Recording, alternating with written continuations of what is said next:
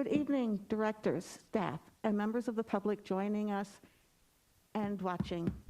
I will now call this December 21st, 2021 whole meeting to order. 我找到做做ตัวกงเป้เขาเกชิตาเนี่ยตัวพนังเนี่ยตัวชาวนาเที่ยเขามีหนึ่งเครื่องก็เนี่ยตัวเขาไปเขา student ว่าเนี่ยตัวเขาคัน business meeting ทะลุอีลินดู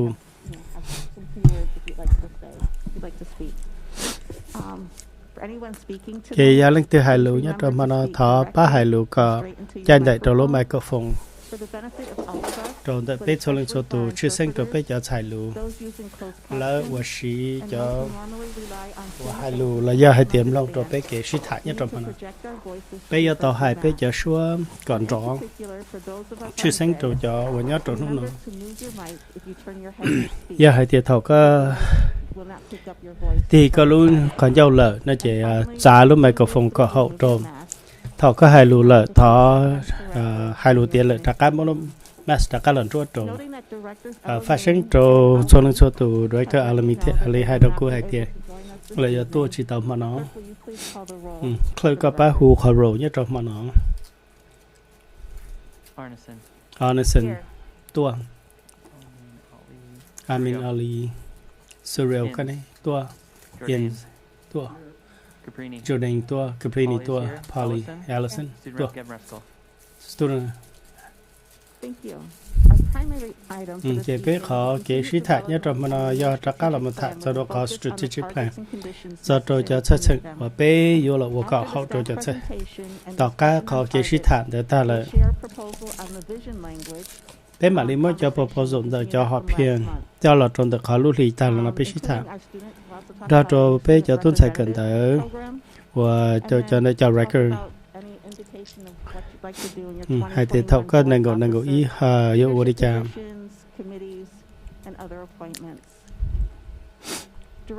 cho directors trở lại bên như có sĩ thạ thâu là nó nhất rồi khỏi discussion của hai chỗ này có thơ nu hay thì có lý trả thế vô lý này có yêu support rồi lý trả nhất rồi mà nào What your chair is Yazong Chadom student cho họ kể sĩ thải rộng càng ngon nhất là lúc có liền đâu được có xong rồi sẽ chế cho họ nó nhớ rong cho director mà nó là cho nhất là họ internet hay rong share vậy cho p đã cả là một sĩ thải rồi có học phía tận đây cho học phía hay thì bên trên hay thì p của Ua tàu là một thiết lý Ua tàu thiết lý thầu Ua tàu có positive feedback lần từ jump ball là do cho which are aligned to successful achievement of the overall vision and also reflect the realities in making the kind of progress we want. Chỉ theo vào bé họ sai thì Ua là ba rồi bé giờ tôi sẽ cần tới rồi theo họ phiên Ua tàu cá bé là một xe rồi cho xét sinh rồi cho theoretical là thông lập cho họ luôn thấy chờ nó là cho có context cho có kế và suy thả lần nhất là họ Minneapolis Public School có plan tiết strategic goal hay cần đâu hay đi cho chi một trò xa lên các khó bị thả nó giờ là một sai hay thì phát rồi thêm chúng ta cần thấy đủ là do hay thì là hại nên còn một cái nhân dạng là suy học trong có một bếp bò hay tiền vô trụ uo thế là vô là một ba tàu trôi tây cho học thêm họ sẽ lấy chấm bùa có kể với cho rồi cho bé mà bé sĩ đồng đồng họ kể là một chuồng cho nên để học thêm ở chia sĩ ít cho kể là một đời tây tâm cái của tao qua sau rồi chấm bùa ở đây mua ba cái ba đồ khó strategic plan nó khả năng thì là một ba tàu khá kỹ sĩ thạm thì lúc học phía chỗ ở bên lúc trong toàn đây nè thì cho cái và nó trên sĩ lại lịch là dân tộc khá kỹ là một sĩ tuổi young và cụ xã hành gì hay tiền giờ một tiền đã chỉ kể cho sinh trang rồi kể sĩ thật nhá rồi mà nó họ nói giờ ít khó vấn đề ba bé giờ là thọ bé nó là tự nên cho năng số tu thiên lựa cho họ kể rồi giờ lựa cho kể đã rồi trẻ là sinh giờ có bỏ rong thiên giờ cụ giờ có senior officer một thế cho staff là một thạc cho presentation nhá rồi mà nó Untitled Superintendent Teacher Allison, the member of the board. Ya kulu luah lu wataka la tha. Joko tua tan de the pe lo ha piang. Je de pe khala hu the target. Je to lu kha strategic plan. Pe ya ta la mshai to kha underlying mission she wali ne yo wali jang. Minneapolis ya ilu unit district nhá trò pe của peยังmua te họ pia tia yu của cả tàu li te họ pia ya tàu thọ lọ lợ ý là li te canh giản để cho họ pia lọ pe tu của chỉ tàu chỉ pe yo tàu là một sai trò te ya là với the implementation là execution cả thì li mua chơi mu chỉ nhá trò mà nó có yo bỏ hai tiền như yo mua te txheej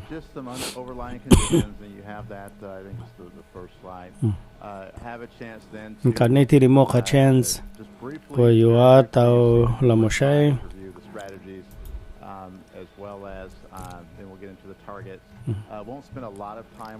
bây giờ chỉ sĩ đối diện tận đâu là cho chuẩn để cho target để cho họ phía bây giờ thà bây giờ tàu là sai cho cảnh giả hay tiêu lên này nếu cho cho student college để trong đây cha nhất trong đây bây kể để cho tuân sai cần tới đâu thế là hay cho tuân sai cần tới nhất trong đây bây lúc district nữa thì tất cả đây bây giờ chủ tụ college là cũng này đây bây cho họ phía thế cho condition là cho xuất sinh bây tàu chỉ nhất trong lúc cho lưu thông tài sinh nữa creating a district that is positive for all of our staff as well as families. This is a strategic plan that really có strategic plan to pay for additional partnership. I think có là content đó are going to come into play.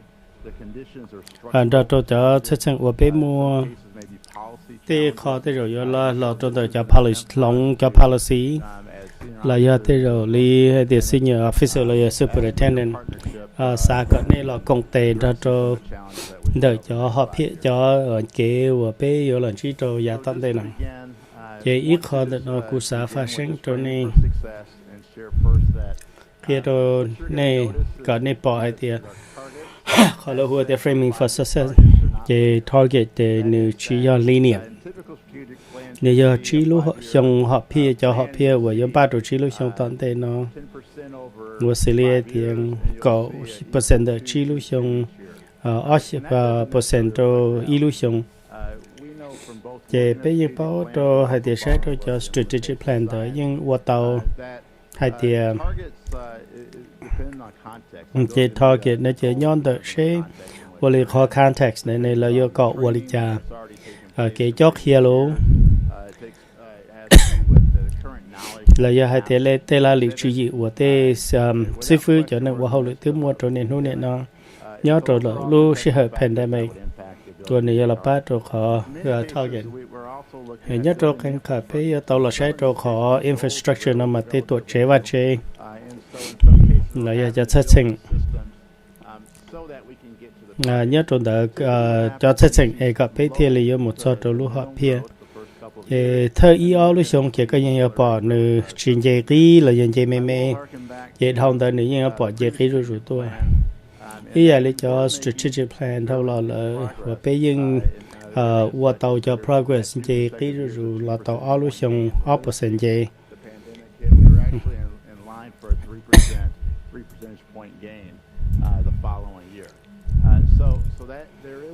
chế khó nói do ý khó tao process và bây giờ tàu là một sai chế chỉ này do bỏ hai tiền chỉ lúc xong tận đây nó bây giờ ở đây chạm ở đây này khó dùng gì theo khả nhuận tới giờ đã chỉ ít là của mà lấy một trong này sai hai tiền ở đây này khó literacy này yo lý cha chỉ cậu bây giờ xa cậu chỉ khi một độ cậu 3%. Ý lúc xong từ bây giờ cho các là thạc khi chỗ này khi đồ số đầu hai điều lý tế họ phiêu bé uo này thứ tàu lý cha cho lý cha chỉ còn đợi yo bỏ shit sợ nhất đầu tuần đợi bé cũng sẽ bỏ hai điều lo lối the conditions nó chỉ này nhưng yo mua cái chuột chuột đầu tế họ phiêu và bé yo uo chỉ canh khó nhất trong tuần đợi này yo ít khó uo này yo cho là ba vì hay thì đợi cho canh đợi cho họ phiêu nếu cho là ba trò bên đợi inu trò inu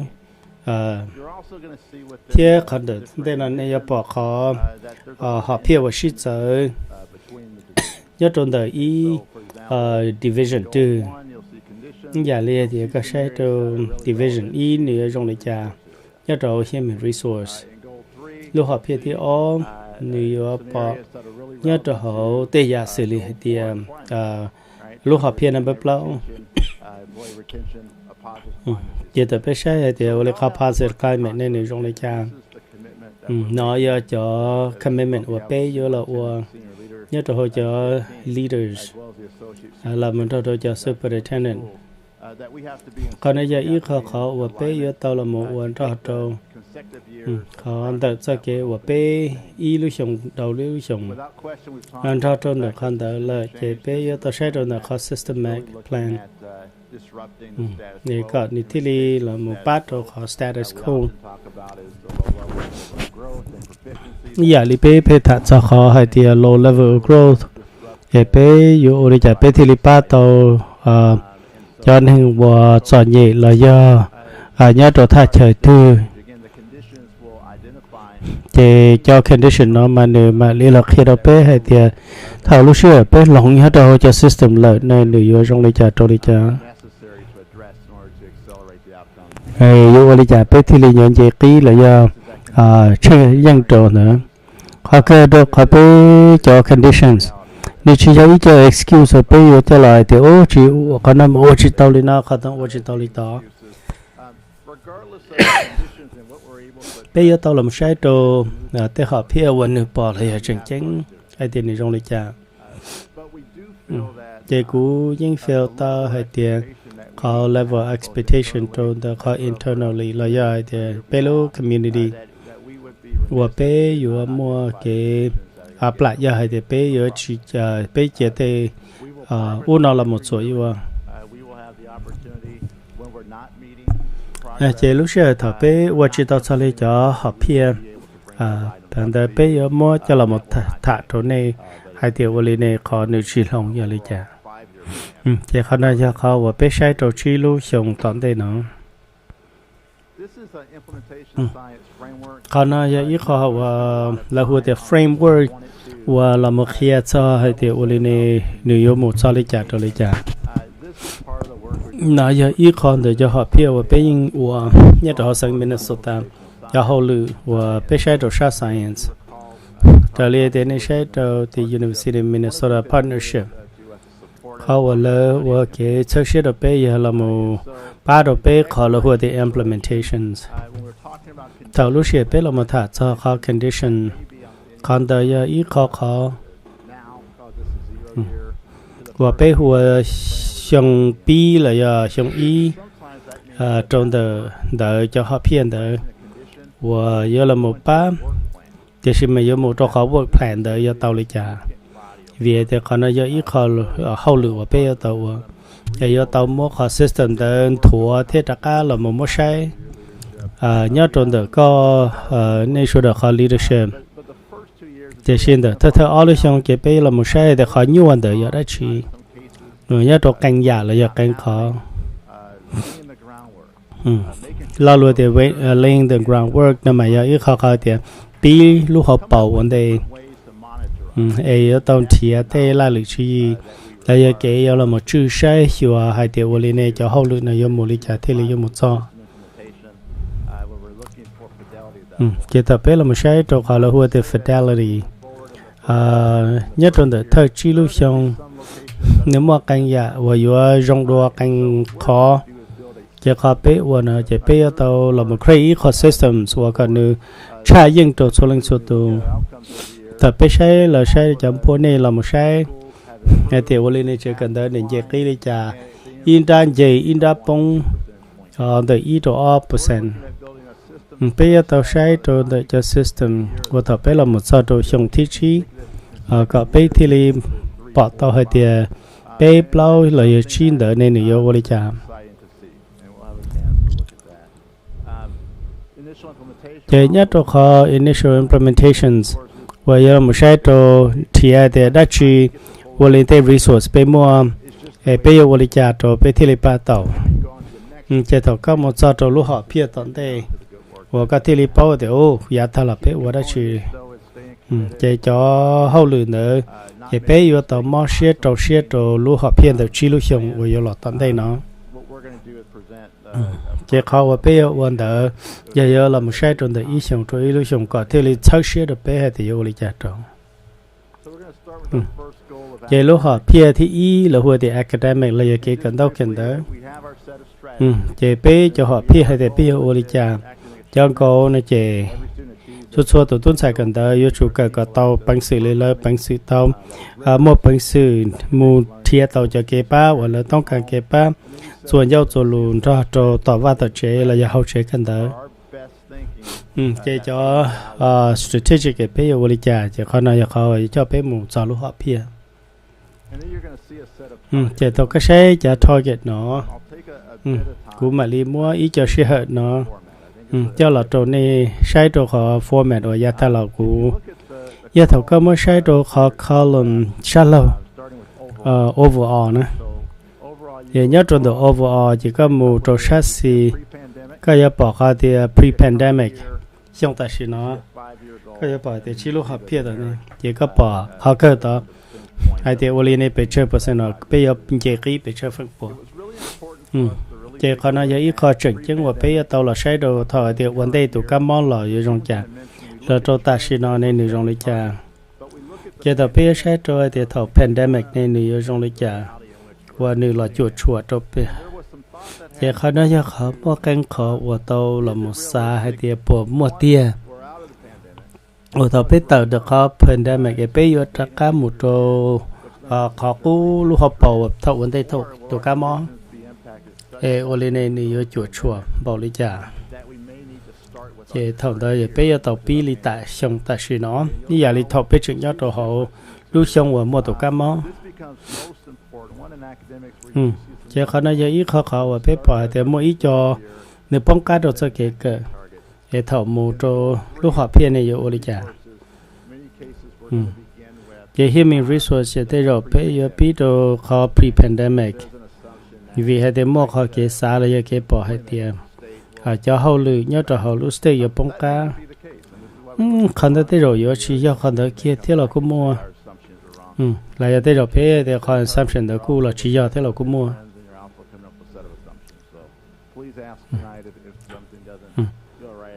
chỉ giờ hay tiền thế thọ có từ giờ chỉ mua là giờ tiền khi đó bé bao để có bé thì mua họ cái sự thật là các mình bé the second role would be the achievement gap. Yeah, là hồi thì achievement gap nhưng mà vậy khó thì but we don't want to lose the fact that we are a school district with the values of academic sai rồi cái cần tới rồi social justice cho nên giờ bé luôn giờ tao là make sure hay tiệc khó gap đó if we're going to improve an overall, you do have to accelerate the lowest achieving groups at a faster rate in many cases as you're higher achieving. So there's two things that will happen. We're going to see an increase overall, but we're also going to see a reduction in gaps. Okay, so you're going to see reduction, pre-pandemic, at the end of chỉ thầu chỉ lưu xong tận tên nó này họ yêu trong lịch trả chỉ cái bỏ hay thì có current target tại sao nó này chỉ còn đây họ bây giờ sai nhất trong đời tại sao nó chỉ bây giờ sai trong đời cho tuân sai cần đời khi đủ là do hai tiền là hai nên làm thao trò cho nên cái đó nên gọi cho percent cho profession nên gọi xa mức bị đôi thì gì cho percent để cho tuân sai cần đời đó 27% indigenous, black students of color, lựa hai nên chế nên 77% có white, so the xa gap still percent remains. ở đó chế You xa start chữ to xa see a percent reduction of the gap as chế you có move giúp bỏ khó forward. reduction đó And you see chế có một số tờ khó và khó thường là thôi thì nó một số tờ đây for your chỉ lúc black xong indigenous chế students cho of lựa color, hai nên which yon is chế very mua ambitious, bao nhiêu cho yon chế doable. xã uo cả nhiều một chút bao nhiêu And then you see percent white students có still cho growing, but tôi not at the rate of giải your cái students đó of color. ở chỗ all And percent so, còn from nếu a monitoring chiên chỉnh standpoint, dây thì sẽ nếu we're going to chìm report to you the rộng top two. We'll put a lot of other data in the appendix, so cái we're khăn going to đây go cho back to bé yếu mỗi how cho it đây để used cho là to, một where trò you'll trò have a hậu very ở các bé substantial thì appendix bao là nhập for bọc your cái own thì reference. bé thì là And your also, this reference data will tàu also be available to the public, the để cho Tableau đây là website. đỡ là bộ lên những mua available But tôi from a cho reporting standpoint, we're also nhiệt trying sĩ to là be mấy cognizant of the percent fact that we didn't want to have hundreds of metrics every year to present to you. chỉ So có we xây hầm hope mua this ít is, khỏi thì tên happy trong tàu của bé tàu But là again, một thạc we thì will đó nên look được at cho each cho individual xong group bé yearly, tàu sai monitoring để ít progress, bắt and phải that's từ part of hay our thì report. ô lên này là khỏi cái cần tàu hơi rong này chả And so you see mathematics, it's a similar format. thì có sai lìa để lấy là tí khó Okay, format and tí so dạng you rồi see, thế again, going from 40% current year to thì có sai 55%, là so the 15 percent percentage point gain is what một we're đôi chỉ cho expecting. chỉ percent chỉ lúc xong tận đây là Mathematics, sao again, có we're một looking trăm at doing a lấy mathematics curriculum adoption cái in sai the cho midst và of the tuân sai strategic cần đó plan, lấy so giá that cho will họ có certainly impact strategic the plan metric. That is Và an nếu làm example of a cho họ condition, for matrix. example. Yep, superintendent. Yeah, thank you, Senior Officer Moore. I just wanted to highlight also, if you look at the top, outside of the table, it does identify the source of information that we're looking at, the measurement. In thì this cho source là particular cho case, we information name đã it bé as mua có the từ là Fall A Math Fast. And so being mindful of the, again, của we're sao cả looking nên at phát a sinh variety of theo được họ measures, not anh đâu just dạo one, bé but mua that cho là một does luôn name rồi the sai fast cho and certainly cognizant of any additional changes that might hay happen đều over the lên course lấy dạo of và cái the lông next several còn years. điều But I là wanted rồi to point áp that lực out trong tận nó khả năng because họ cũng sẽ phát we sinh had rồi a similar fast for the literacy. Yes. So I just wanted to point out that they vary depending on the actual goal and the specific topic.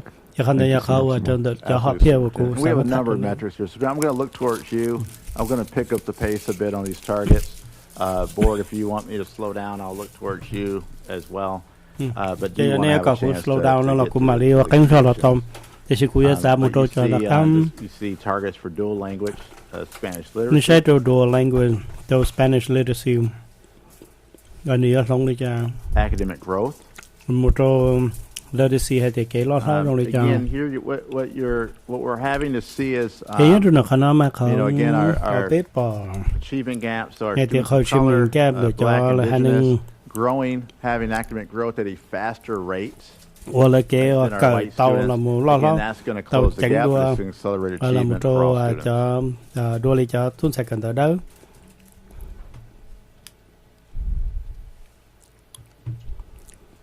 And in many cases, I'll just point out with the academic growth. thì cũng I mean, I think what Một số độ you're khó thì seeing here khó is academic that the growth academic growth for white students currently is 68%, Cho gì percent là xin nó. pre-pandemic.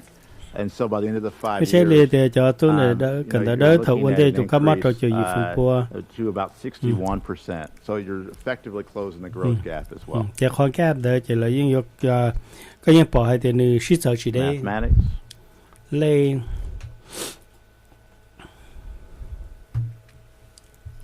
Kindergarten readiness. chỉ khó We nói một have đôi two, kindergarten readiness 1.6 and I believe 1.6a. ý point trâu Kindergarten readiness for literacy. kindergarten So this is overall. cho tôi sẽ cần tới lớp Kindergarten giá readiness cái is này an của tàu interesting kia metric bỏ I'll share with you để because cũng như those cho là are thật students đó này that hay thì nó và nói coming to cho our tôi sẽ system, cần tới and so when we lo do cho họ have payload some system limited và một cái nó cái ability to impact kindergarten từ readiness. chú chuột cho tôi This sẽ cần metric is tới actually more of an indicator in kindergarten some cases as a result of our partnerships that we have cái khả năng with cho ít community-based khó khăn organizations such as là nó bây giờ PK. partnership The high five is actually our high five programming, chỉ là biết and họ so you do programs see that. và có giờ bỏ This is one that we'll take hay thì khả năng cho ít attention khó on. khăn We và have, cho I họ believe, phía about và a third bây of giờ our mới cho là students sai that currently trâu attend high five. và cho mình nhiều thầu tôi một cái cho high five And we have kindergarten readiness mathematics.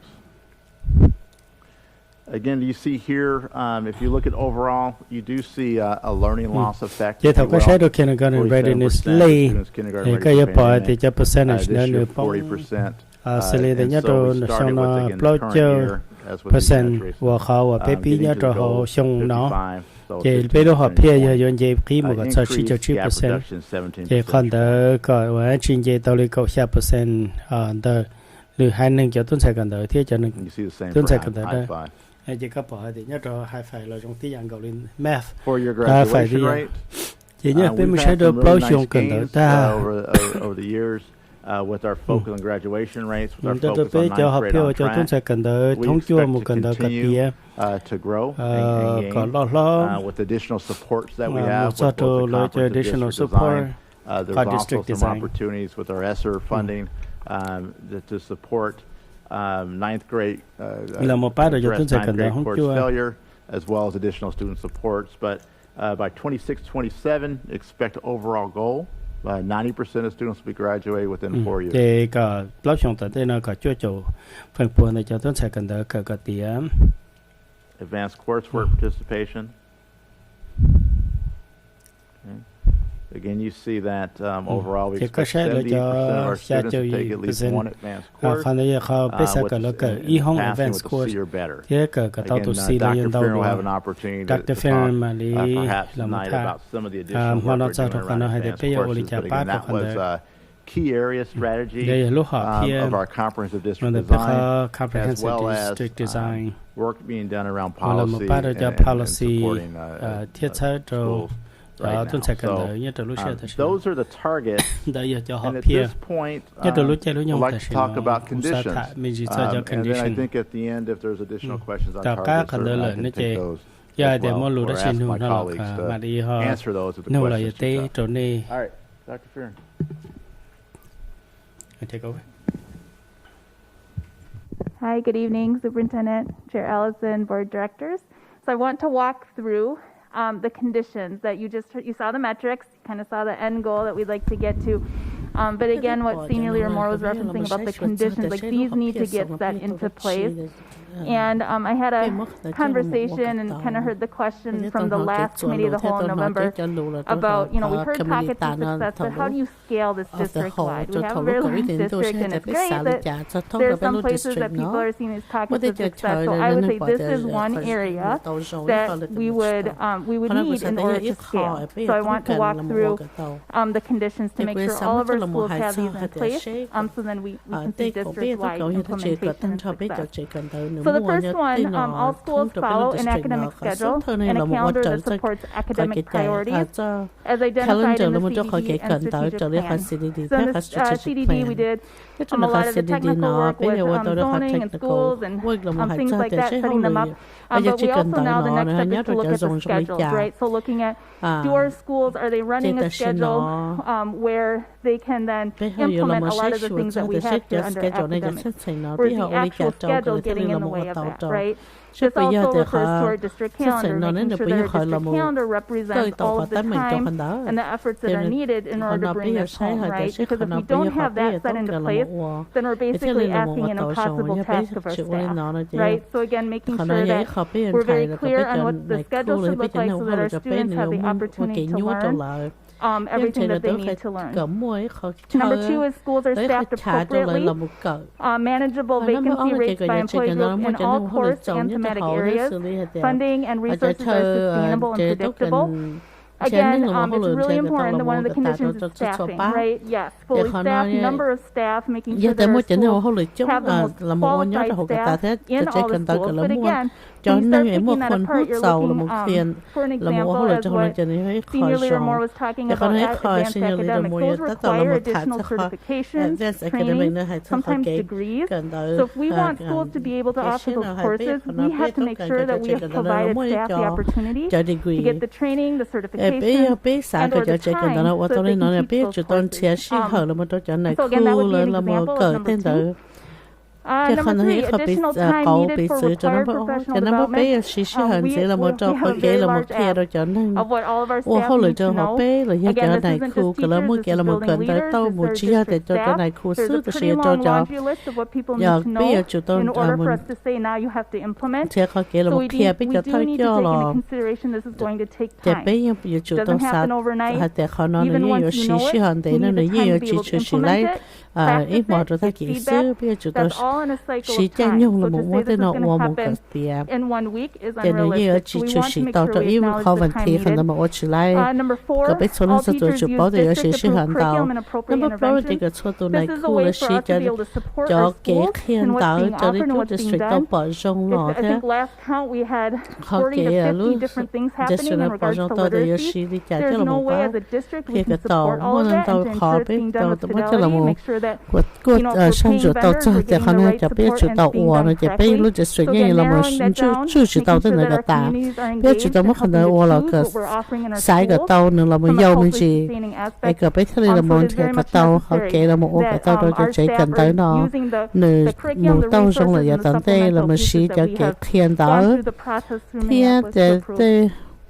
And then there's also monitoring that happens of those approved resources as well. Number 5, stronger systems of accountability for low-performing staff and the HR staff needed to implement. So again, as we're looking at the collective responsibility, the collective efficacy to respond to the collective urgency, right? There has to be this willingness for all of us to be able to step back and say what is actually needed for the job to get done, and then be able to have clear systems in place and high levels of support for staff who need that redirection perhaps in that extra support. So again, looking at these 5 conditions, this is what we believe from the academic division. We need to be able to have district-wide if we want to scale up the pockets of success that we talked about at the November Committee of the Whole. I'll turn it back over to Amelia Ramon.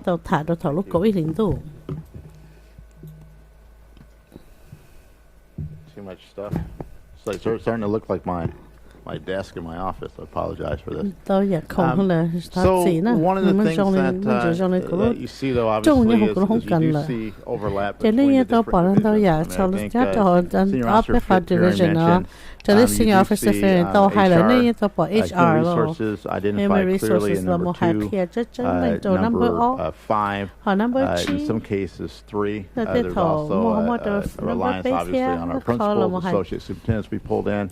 Again, so this superintendent, these types of conditions are going to be relevant across the different divisions. And then you end up seeing the conditions, the ability to get to the conditions at the department plan level, the division plan level. And so that would be part of the thing that the superintendent would be responsible for, is to ensure as moving forward with board support, these conditions are in place effectively. So I'm going to go to the next goal. Student well-being.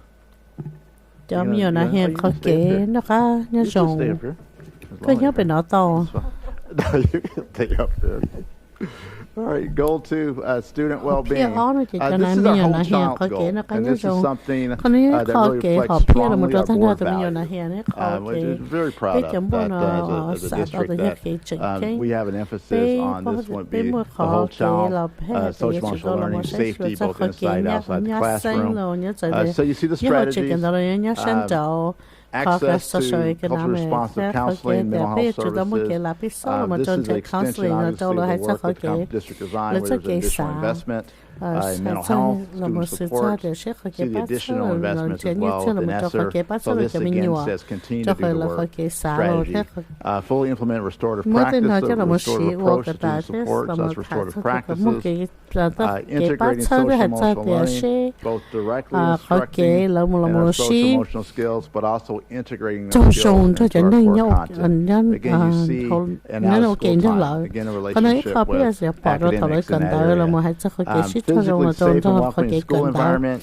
You see the work of operations come into play, and Senior Officer DeVette will have an opportunity to share some of the conditions that she sees necessary and moving forward. But shortening the block zones, clean buildings, we discussed that. Building improvements, unifying the environment, land care, also our emergency management practices. And then also board values relative to supporting healthy child development, nutritious meals, as well as the physical activity. And that was been something that the board has identified as a value as well. So those are the strategies for us to get to goal 2, which is we want every student's physical, mental well-being to be addressed and to be an integral part of their education. So again, emphasizing it's not just about a standardized test score. We want students to achieve not only standardized tests, but we also want students to be healthy human beings and happy human beings. And we believe that we can do both in Minneapolis Public Schools. Theo một cái nó cá nhân sòng cho con hỏi họ We biết do sao have a qua set trâu of targets. đó là chế không hay luôn cho họ mình These là are cho bây giờ very mỗi interesting cho targets in that bây hay because để we bây giờ have sao a qua cái new chữ sĩ type tao of goal. chứ vì thế bây giờ họ We biết need to chứ have, I bây think, giờ in someต้องการlà regards, muốn a mỗi more khó kể innovative sau đi way to measure. ít cho kể là muốn When chùa cái you tao see 5 nó thầu areas, nên bỏ chi nhà khủng percent of nó students cho indicating phần bùa nhất almost trong nó always feel cho safe bây giờ in nó hiện schools. nó thì lấy You see the second một is a khó kể sense of belonging xã tao target. thì lấy một cái nhà sáng rồi Teacher chạy cần caring tao about me lấy là is a chấm lấy target. xã tao thì cho này Right, khu student kể voice ra là is part of thế something we còn talked about as a nó cho value. nó hiện lúc And xua then còn students ấy khó feeling chạy affirmed cái in their identities. thế cho mình So nhủ we là believe that if those và tao 5 sẽ things một we're cái khó measuring kể là take một place, we do thiệp almost bà là bóc always, cho rong hay là lấy because tụi when nó you're từ looking at social and thế ta chỉ emotional nói biết là một learning sách cho chỉ measurement, là còn là thầu là biết là the thiệp ra extremes, khó so in kể this case almost sang always is chuẩn chùa predictive, tàu more cho predictive. social The field emotional isn't advanced learning nó enough chỉ là yet, ít khó right, to just look hay at a ta grade. So chỉ you nói look là at the chỉ tàu extremes, and that tends to be một số predictive cho in khán many ấy cases, bây giờ leading cái này an sai cái giả đó indicator chỉ là for một khía your tàu hay là traditional ô academic giờ metrics. là So, một you anh do chùa see tàu đi nó pre-pandemic. có cái cỡ đi nó That's nè the ta last chỉ time we bây were giờ tao able bỏ hay thế to ôn tây get thống a một data tụ cá món point nhá on thông these tây tây areas. nó nè You see a couple of chú xí nó chỉ bây giờ non-applicable khỏi là một NAs. pi That thế reflects tàu ấy cho the hay thế additional họ nói emphasis cho on anh ấy hay student đấy voice thế nó and chỉ một identity. phần là một But trâu we họ nó expect 60% ta of chỉ our mà bây students giờ across cái these sách 5 này giống một areas trâu to cho strongly phần bùa agree cho bây giờ mình that nhỏ they là feel hàng cái đó safe, là một they have a sense of belonging, ô cái thâu the tên teachers nó care xử lý là about một them, cái nhá sáng cho họ chỉ that they cần tao feel lô they là have xã tao strong tới cho mình voice, là cho này and that khu their khiến ra identities là are là affirmed. xã tao tới là And so lúc again, xua these are là targets là as như well as vậy the lúc strategies xua là reflect như who we trong are. nọ thế It goes thế without tên saying nó that hí this is cho actually bé là một bé tao khiến cho tri-shared để goal, xếp bé họ nhớ in lên which họ nói hí Xyuas họ cho họ my division, chỉ accountability, cũng là một research, and thế equity, sẽ as là well cũng as division Xyuas Reference senior officer division, Ferring academics. division We're going to all be hay part sao of cái these cần tới strategies as bé well. sẽ as đây là một sĩ cổ tế ok Oh, sorry, cho one phải là more. học hiện là And phát then triển last mấy but khoản not sĩ least, we chỉ want tại to nó continue bé to xã là một ô reduce tô the mù disparity. là có một This khó is more of kể a ở những traditional chỉ xin metric, but như là một this is a cho disproportionality metric cho chấm nhiều là regarding hiện này do lửa hại nên người suspensions, chia white nên students tới đấy relative to students of color. Pre-pandemic, 5.6 times more likely for a student of color to be suspended versus a white student. We want to cut that in half by the time we get to the end of the strategic plan 26-27. Again, through those strategies, additional supports mental health, we believe students feel valued, identity, have a sense of belonging, stronger relationships. We think we can cut that disproportionality in half. So that is the work that we seek to do. All right. Good evening, Superintendent Chair Chair Ellison, members of the board. Superintendent This is Chair where I get Ellison, to thế step in a board little nói bit. cho họ của tàu một chân nhau mình chỉ Senior là Officer một Moore has already done a Senior lot Officer Moore to tiếp tàu quan tâm tàu giả là một bé cho tới kế bé I think it's exciting to me that we're publicly naming these conditions because really looking at a work planning process and talking about the risks to implementation and how we're going to mitigate those risks is a real basic tenet of work planning and our ability to be successful in this work. So I'm excited to participate in that discussion. And I think, Senior Leader Moore, to your point, this one goal really illustrates the interdependencies of the work that we do in our different divisions. Starting with academics, as we've already mentioned, in the accountability and equity research work that this division does. And then more broadly, when you think about operations, it's not just the operations division, but it's HR, it's finance, it's IT. And this is a really interdependent goal as much of the strategic plan is. So first, mental health supports appropriately resourced and staffed. If we're going to provide equitable access to culturally responsive mental health services, we have to commit to funding, recruiting, and supporting our mental health staff with a diverse pool of mental health professionals available and hired. So we have to intentionally recruit for diversity in our mental health professionals in order to provide that culturally responsive support for our students. Number 3, district adopted social and emotional curriculum that exists within our district already. In order to integrate it and integrate those social and emotional practices into all of our classrooms, and as previously been mentioned, our out-of-school time, we have to fund and we have to make sure we implement those materials and resources that are available district-wide, regardless of the school or the program that the student attends. They have to have the SEL support they deserve. Number 4, adequate fill rate of operations positions, including child nutrition, building engineers, and bus drivers. You can imagine this one kind of hits close to home for many of us, but staffing is key. It's key to supporting the whole child, not only for those services that are listed here or that have already been touched on tonight, but when you think about, you already mentioned physical activity as part of what supports children, as well as the nutritional services for wellness. Our building custodians, in order to make sure that our buildings are clean, safe, healthy, and attractive. That extends to our land care operations as well. And then bus drivers and bus aides, so that we can have a well-functioning transportation system.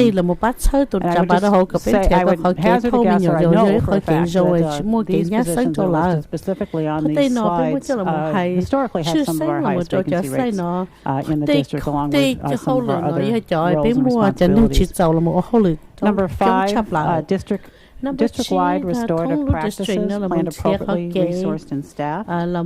So again, in order to implement a restorative approach to student support, we have to commit to funding and resourcing that programming, as well as the professional development that's needed for all of our staff to understand and have that restorative mindset. And then finally, number 6, youth enrichment programming, appropriately resourced and staffed across the district. So you're hearing kind of a theme here, staffing and resources, professional development, but that's within our student activities division, athletics, all of our after-school program, out-of-school enrichment between the semesters and over the summer as well. Thank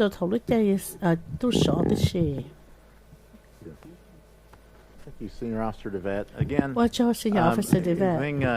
as Senior Officer DeVette mentioned, clearly there's relationships across various divisions. I mean, senior officers across areas. I mean, we're committed to the whole child, and of course, clearly evident as we're in the midst of a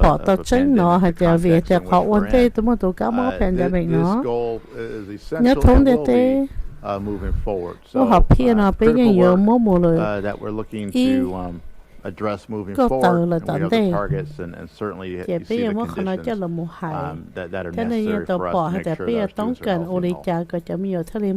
Thank you. Goal 3, effective staff. This is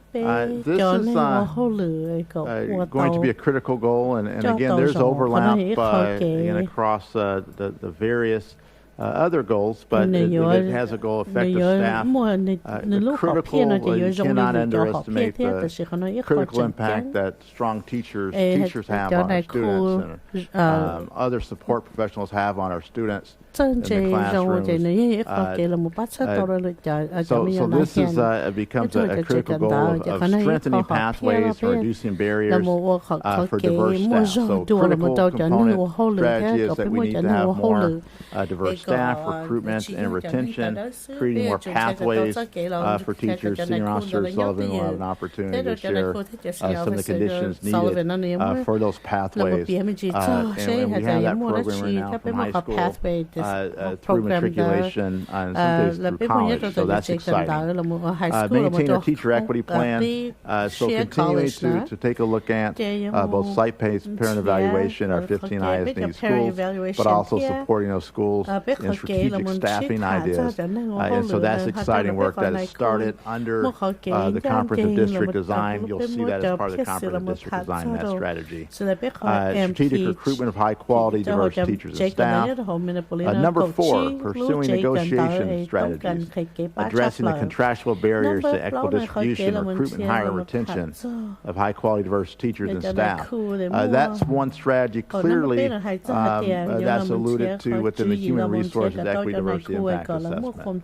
And so, in some cases, our current state, this is a clear example, our current state may get in the way of our ability to meet some of the targets that you'll see briefly. And so there will be a set of conditions that we will ask for support from the board to be able to meet the targets we need to get a more diverse staff into our district. And then also pursuing authentic engagement with parents, design implementation around equitable HR resources, practices, and policies. And again, this is just a commitment to making sure that we have parent voice, parent engagement, and the recruitment retention of our staff. And I think that's recognized as a partnership in the pandemic has really, again, elevated the resource that our community provides as it has to do with bringing in more talented staff into Minneapolis public schools.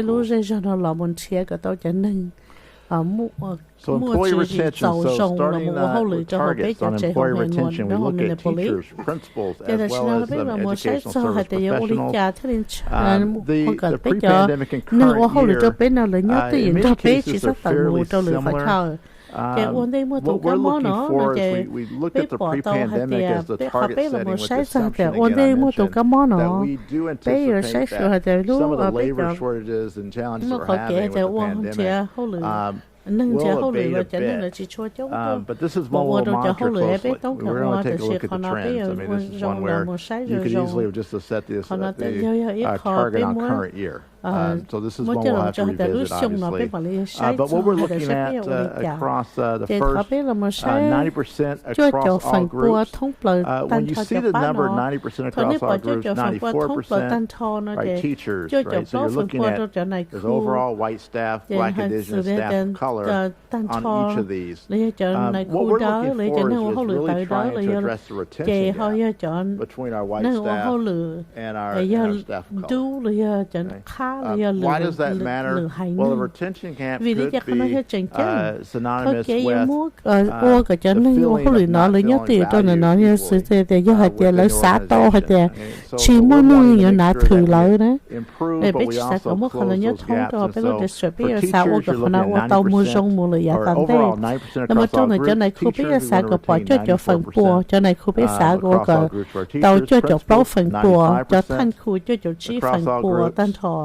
Educational support professionals, 85% across all groups. So you see a slight increase, and you also see a closing of the gap between overall between our white staff and our black indigenous staff of color. And so that's the thought process behind it. And as we get into the HR targets, and certainly Senior Officer Sullivan will be able to answer additional questions, but these are targets that are very challenging given the number and contract obligations and the number of staff we're talking about to really move. Because I can hopefully see that the numbers of retention are fairly high right now, as is. Staff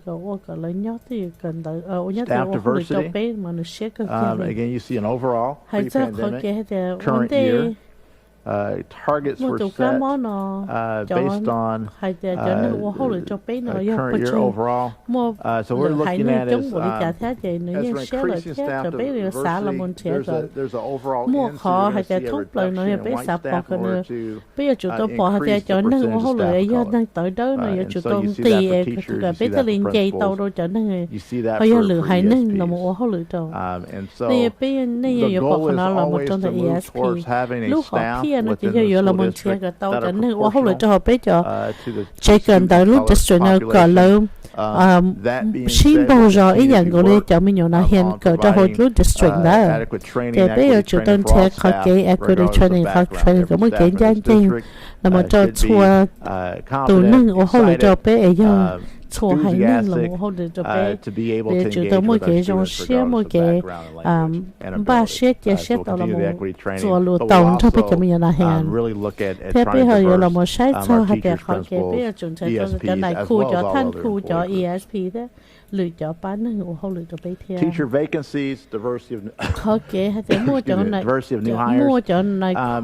This is one that's going to be interesting. When I talked about concerns about the pandemic effect, this is one where you clearly see a difference. If you look at the top row, 3.4, you're able to see pre-pandemic we had about 1.5% classroom teacher vacancies start of the year. Current, you see a pandemic effect 5.6. We believe that setting a target of 1.5, going back to where we were pre-pandemic is an adequate target. And then you also see racial diversity of new hires. That's something that human resources will continue to work on, but you're seeing a 10% overall increase in the racial diversity of new hires. And you see it by groups, 10% teachers, 5% principals, 5% educational professionals. So you're going to see both an increase overall in the number of teachers of color, and primarily through hiring more those new staff of those that come in. You're actually increasing the percentage of those staff that are going to be staff. And then Senior Officer Sullivan, I'll turn it over to you. Senior Officer Sullivan, cũng bảo tí là một đứa con là một thạch cho té không biết chủ tàu là một quan của thế đi là một tàu trở đi cho họ phía nào. Một cho nó Senior Officer là một cho của là một thạch cho kế biết tốt cả là một quan của tàu họ phía bé nào. Thế là một thạch cho sẽ biết họ một cái chủ như để trả. Và số thơ này để họ kế làm xe của tôi nhất xe là một mua khó kỹ cho lô tô bé có pathway program nó để họ bé tàu chạy ít point chi lan là tôi nói cho nha là cho bé cho high school teaching pathway nó còn được một tàu một chỗ ốp khả năng của tàu thế là một trẻ tàu nhẹ thế là một bát đâu bây giờ nó nhớ họ bé lối dây cho là một cần tàu để họ nói họ dùng để bé continuing to move that forward, but we know that our pathways, our internal pathways, are our most diverse pathways into teaching professions. So a continuation of those is critical. And I think as you heard from many of the other conditions, staffing is a critical part of this entire strategic plan. So our second condition is really ensuring we have a competitive wage and benefits packages. This supports both the recruitment of new staff, but also retention of our current staff. And I do want to name that there's a tension here with fiscal sustainability as well. So that is just a tension within the system.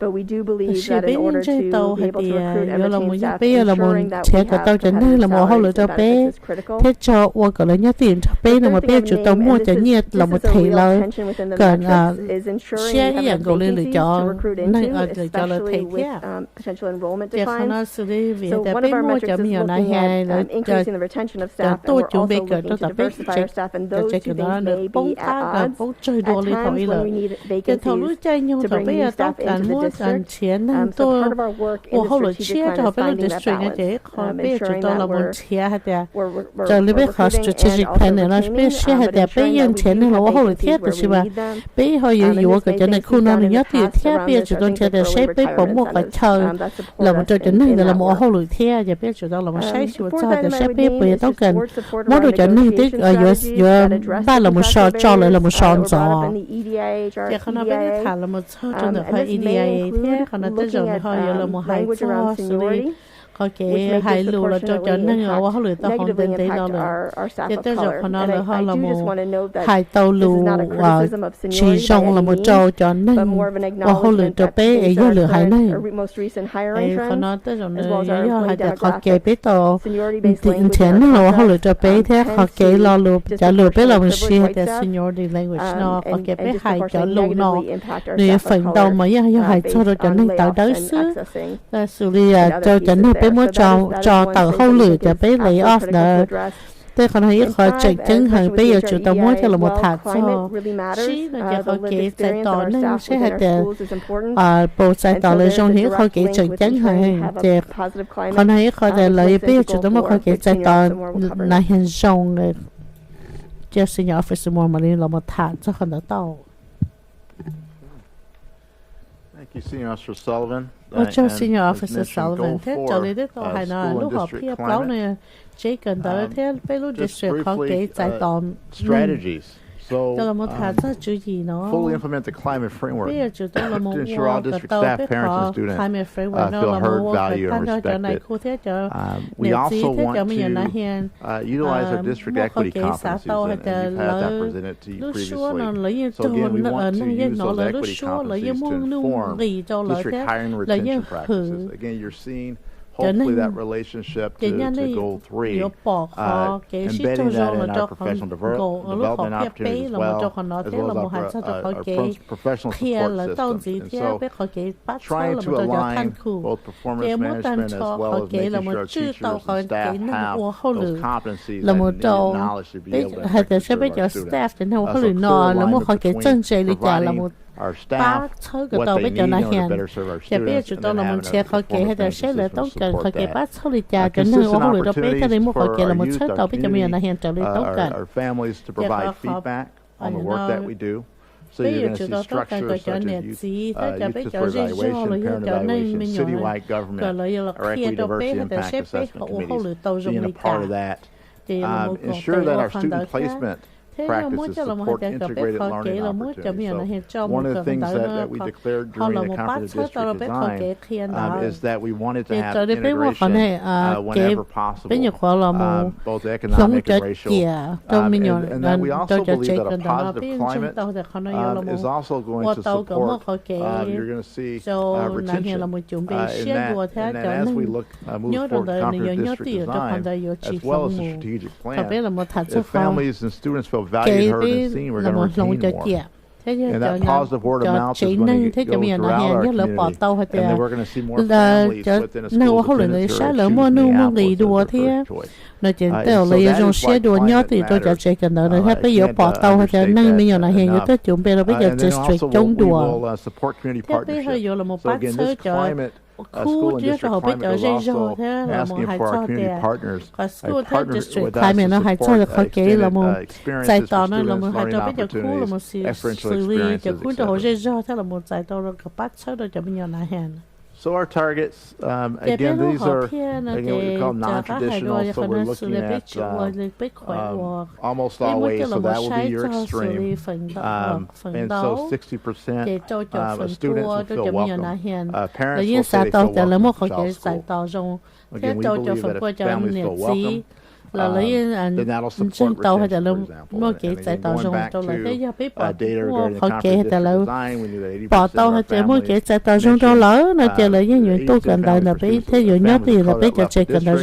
they identify academic rigor, goal 1, safety, lừa hai nữa là tàu nó biết cho chị cần đợi một lời nó chị cho chị là chỉ bỏ feel welcome and valued. Goal 4. So we're attempting to always align, going back to the first presentation, members of the board, we're always attempting to align what are our families and our students saying as we're designing and coming up with our strategies here that you see. 4.2, we're looking at the percent of our site council. We want proportional representation by race. That is something that is identified in policy 69 of site councils. And so we're looking at 100%. Now we think we can do that. Usually you don't identify 100%. But we think 100% of our site councils will be represented. So that is ambitious. Never do 100%. We're going to do 100% on that. That's something that is within our control. That is has to do with really developing a relationship with folks in the schools and getting families as part of those site councils. We also, 4.3, again, if we believe that families are treated with dignity and respect, and Minneapolis Public Schools is a place in which people are getting what they need, and we're out in the community engaging with our families, that we believe our market share will go up to 70%. What does that mean? That also means enrollment increases, which aligns to some of the work around the comprehensive district design. When you look at the beginning of the decline enrollment, but as the quality of our work increases, because of the additional investments, the consistency of our work increases because of the additional investments, we believe will grow our market share. Part of growing that market share also means that we're retaining more of our families. Okay, so we first work on making sure that our families and our students who attend Minneapolis Public Schools are getting the best experience possible. Two, we believe that will lead to more families coming in to word of mouth. And then the last is, again, here's another 100%, but this was a commitment we made pre-CBD, which is percentage staff clean equity training. We think 100% of our staff over the next 5 years will participate in equity training. That's essential equity training based on the equity competencies, again, so that you're able to embed the equity competencies in your performance management system. So, again, supporting, but you have to provide the requisite knowledge as you're also providing the supports through performance management. School and district climate. This is a really simple one. We think 75% of our students, parents, and schools have indicated that we're part of a positive climate. And so we'll set our baseline this year, and then we'll move towards 75%. We think that that's the number necessary to be able to accelerate achievement, have people engage in a positive way. And the last one is climate indicators. This is a climate index that's being developed, but 75% of climate indicators, part of the climate index will be met. And then finally, conditions. We'll go quickly. Well, Tim is sorry, Superintendent. Chair Ellison. Conditions necessary. Policy 1692. So there's currently equity diversity impact assessment being done on the site council policy that will be completed in January. There'll be a set of recommendations. We're looking to need board support on those recommendations, but also just support in making sure we're implementing the policy with fidelity. It's a very strong policy. As written, I'm sure there'll be some recommendations, but we just need that support and continuing to make sure that our site councils are representative, but also a space in which we're looking at budget, academics, and family engagement at every school site council. Conditions, we need to have our equity competencies embedded in the work, so support in doing that. Full implementation of student placement EDIA. Again, there were a set of recommendations in the student placement EDIA in terms of accessibility, student engagement EDIA, understanding of placement, direct outreach to communities, support, direct outreach to the community. So we're looking for full implementation to the EDIA committee. Continued support on the climate framework. There's a lot of good work identifying the climate framework. You're going to see that this spring with really strong climate plans. There's a lot of engagement around the development of climate plans. So we just want to continue support and elevation of that work. Continued support sustainable funding for stakeholder involvement structures. So things such as youth participatory evaluation, parent evaluation, EDIA, this new citywide government partnership that we're putting out of ESSER. It's going to be critical parent advisory councils. We have the structure in the schools to embed voice to support our decision making. So critical that those structures continue. We will have support of a few of those schools for that. And then we want to make sure that we continue to have magnet pathways that are clearly articulated, funding for thematic instruction, integrated learning opportunities. We wanted to make sure that's sustainable and predictable. Again, continue with some of the tenets of competent district design, making sure pathways are sustainable. So those are the conditions, and not to get into the chicken and egg, I think climate is extremely important. Senior Officer Phil in academics, Senior Officer DeVette, as well as myself in Fearing, Goal 2. But they're all going to have to operate together. Again, this is the comprehensive work we believe necessary to improve the experience of our students and families in the district. With your support, we believe that we can be successful in meeting these targets. They're challenging, but they're doable. And so we need your support on the conditions. So at this point, Superintendent, Chair Ellison, member of the board, questions. Thank you, Senior Officer Moore. Thank you as well to your colleagues. Everyone was able to share a little bit about the conditions that we have determined need to be met in order for us to be effective with these strategies and the outcomes that we want. So at this time, I'll just defer to the board for questions. Thank you. Directors, hit your request to speak button if you have any comments, concerns. Remember, when you speak, to let us know if you're supportive of what we've heard here tonight, and if not, any tangible changes that you think we should make.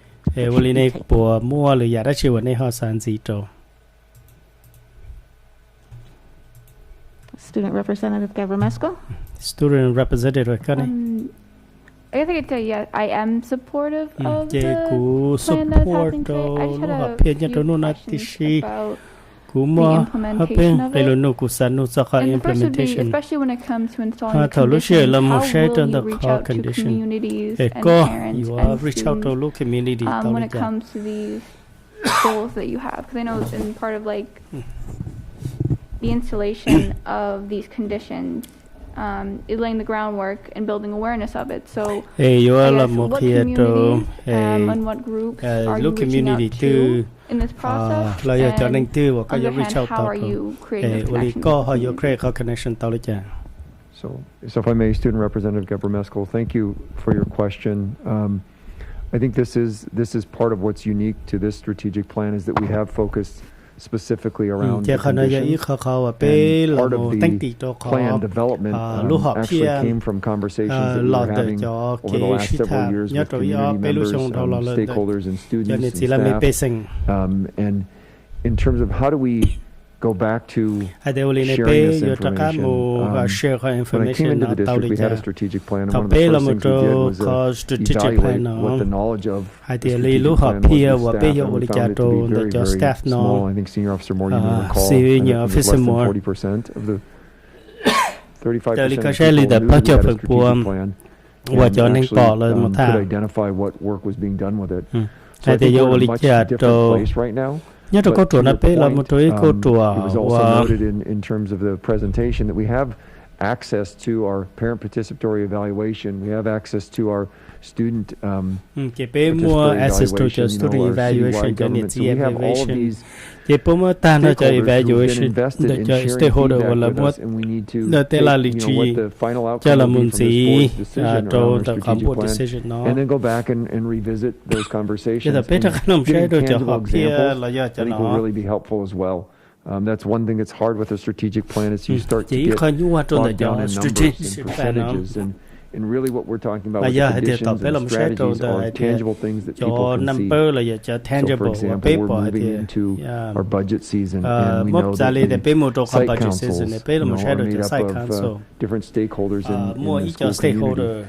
So the EDIA that's going to come from that, we can talk about, here's a concrete example of what these conditions need to look like in your school. So it will take some intentional effort from all of us, the board, the representatives who are here tonight from the district administration, as well as the school leaders and the school staff.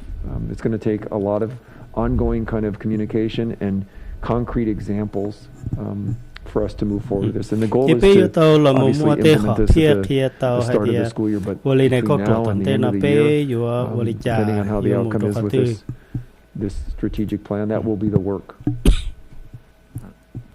And Senior Officer Moore, if you have something further. Senior Officer Moore, made me think about the fact that strategic plans are strategic plan documents.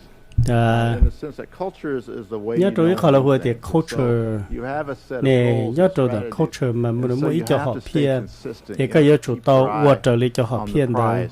You have to continue to work over 5 years. As you continue to use the language and you continue to implement the strategies, and you continue to talk about monitoring, then people start owning that plan and start seeing their work in the plan. Thinking about the work around implementation science. And so in many cases, we are in this exploration installation phase. We're doing it the right way. In the sense that we've had ongoing conversations, members of the board, how we in terms of the mission vision, we're chunking it, and we're consistent and ongoing and talking about it. But this idea of like building awareness, determining how you progress, that's the installation stage of the strategic plan. và giờ là một ba tàu đi chả hệ thọ bê là một hoặc còn tới hệ lúc họ kia mới đi tiền lúc trồng chia vô lọ tận đây nó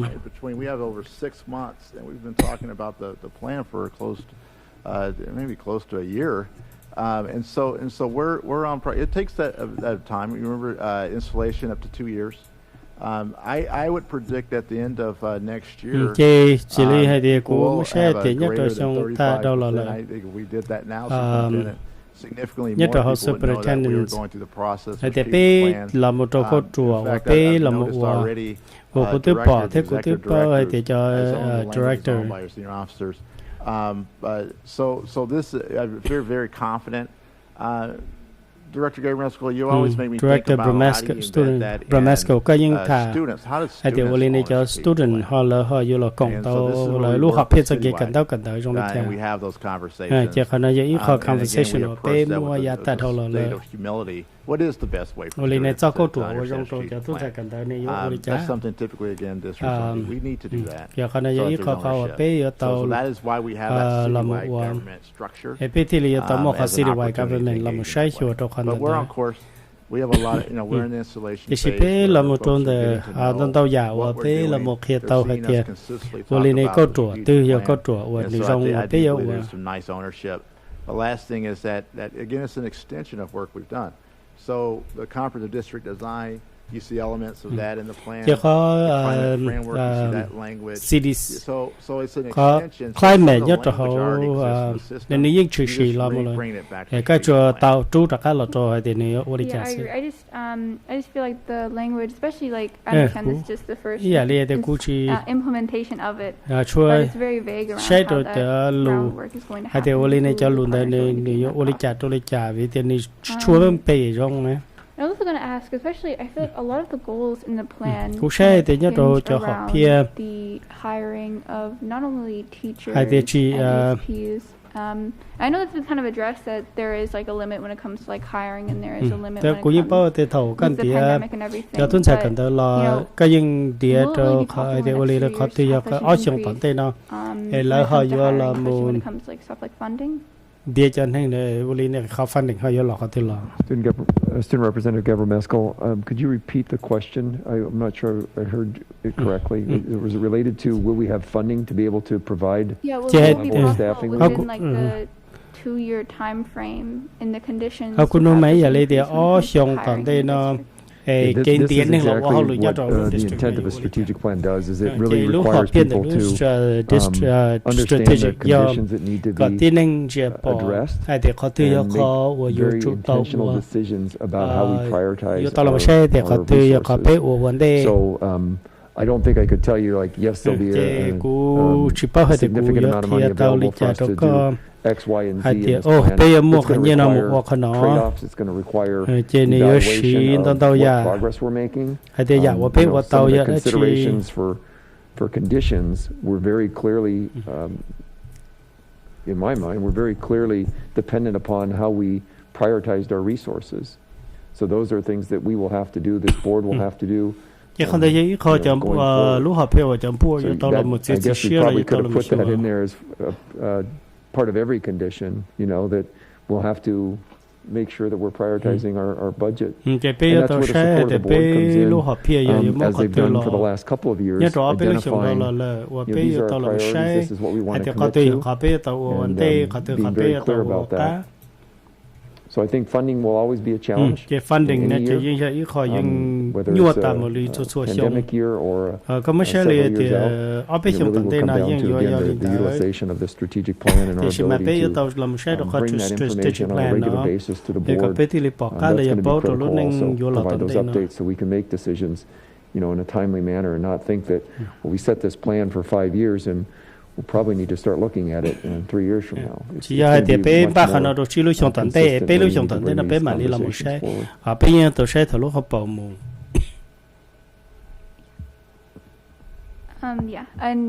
Those are the questions I had. I also just wanted to say, especially around the fourth goal, the fact that it is really prioritized that students are a part of the process. cú xả bỏ là hai tia có cho tôi sẽ cần đợi giờ y phèn đời vì hai tia lấy gì còn tiền đó cho lúc chơi cần đợi chơi giờ bỏ tao hai tia lấy sơ sinh lấy thiab ba cho lúc chơi còn là giờ ít khó khó cú bỏ hai tia giờ cú còn tiền đâu chơi nè còn là giờ ít khó khó nè và tôi dùng xả bỏ hai tia cho cái cần đâu cần đợi này giờ ít khó rong thiab cái cái lúc school district nó bảo cho Dr. Pawg. Thank you, Chair Ellison. So I have some questions about the presentation. So looking at slide 4, and I'm thinking about goal 1.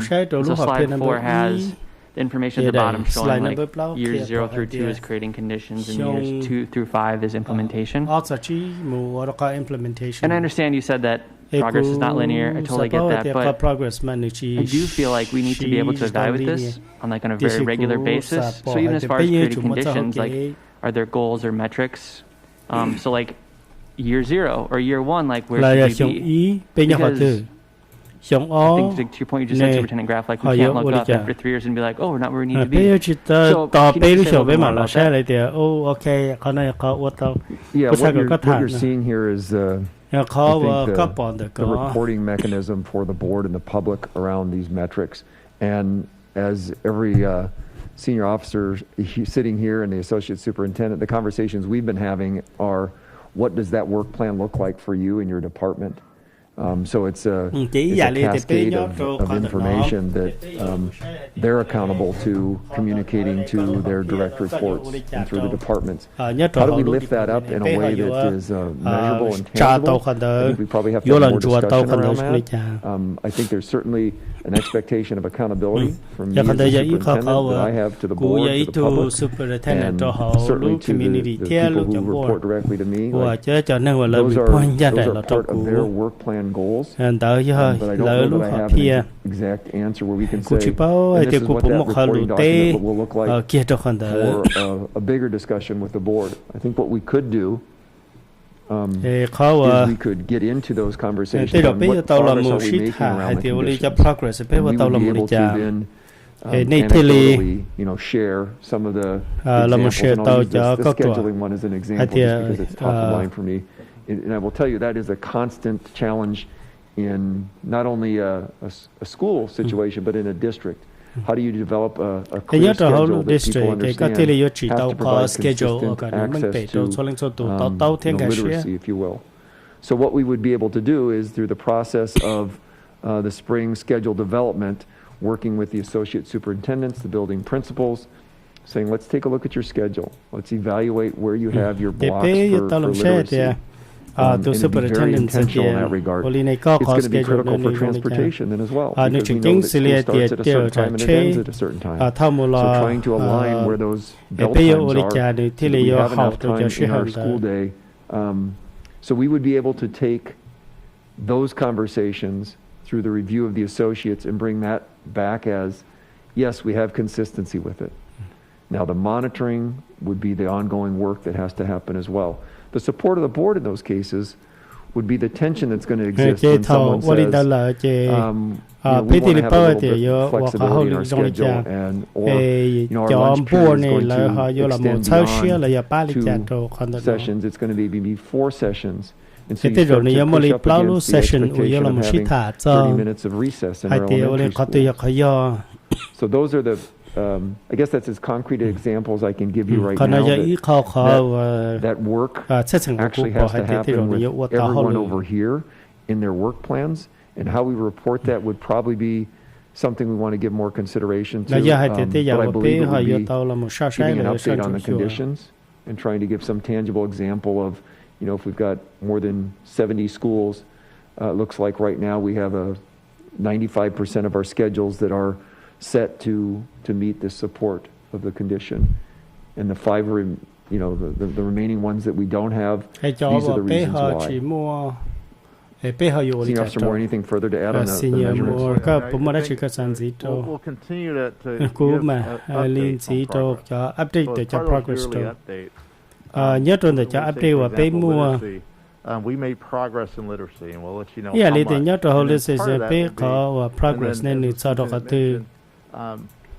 here's why we made progress. Here are the challenges we have relative to the conditions. So I would agree is that we will be duly talking about progress on the metrics and then also talking about the conditions on a regular basis of how we're making progress.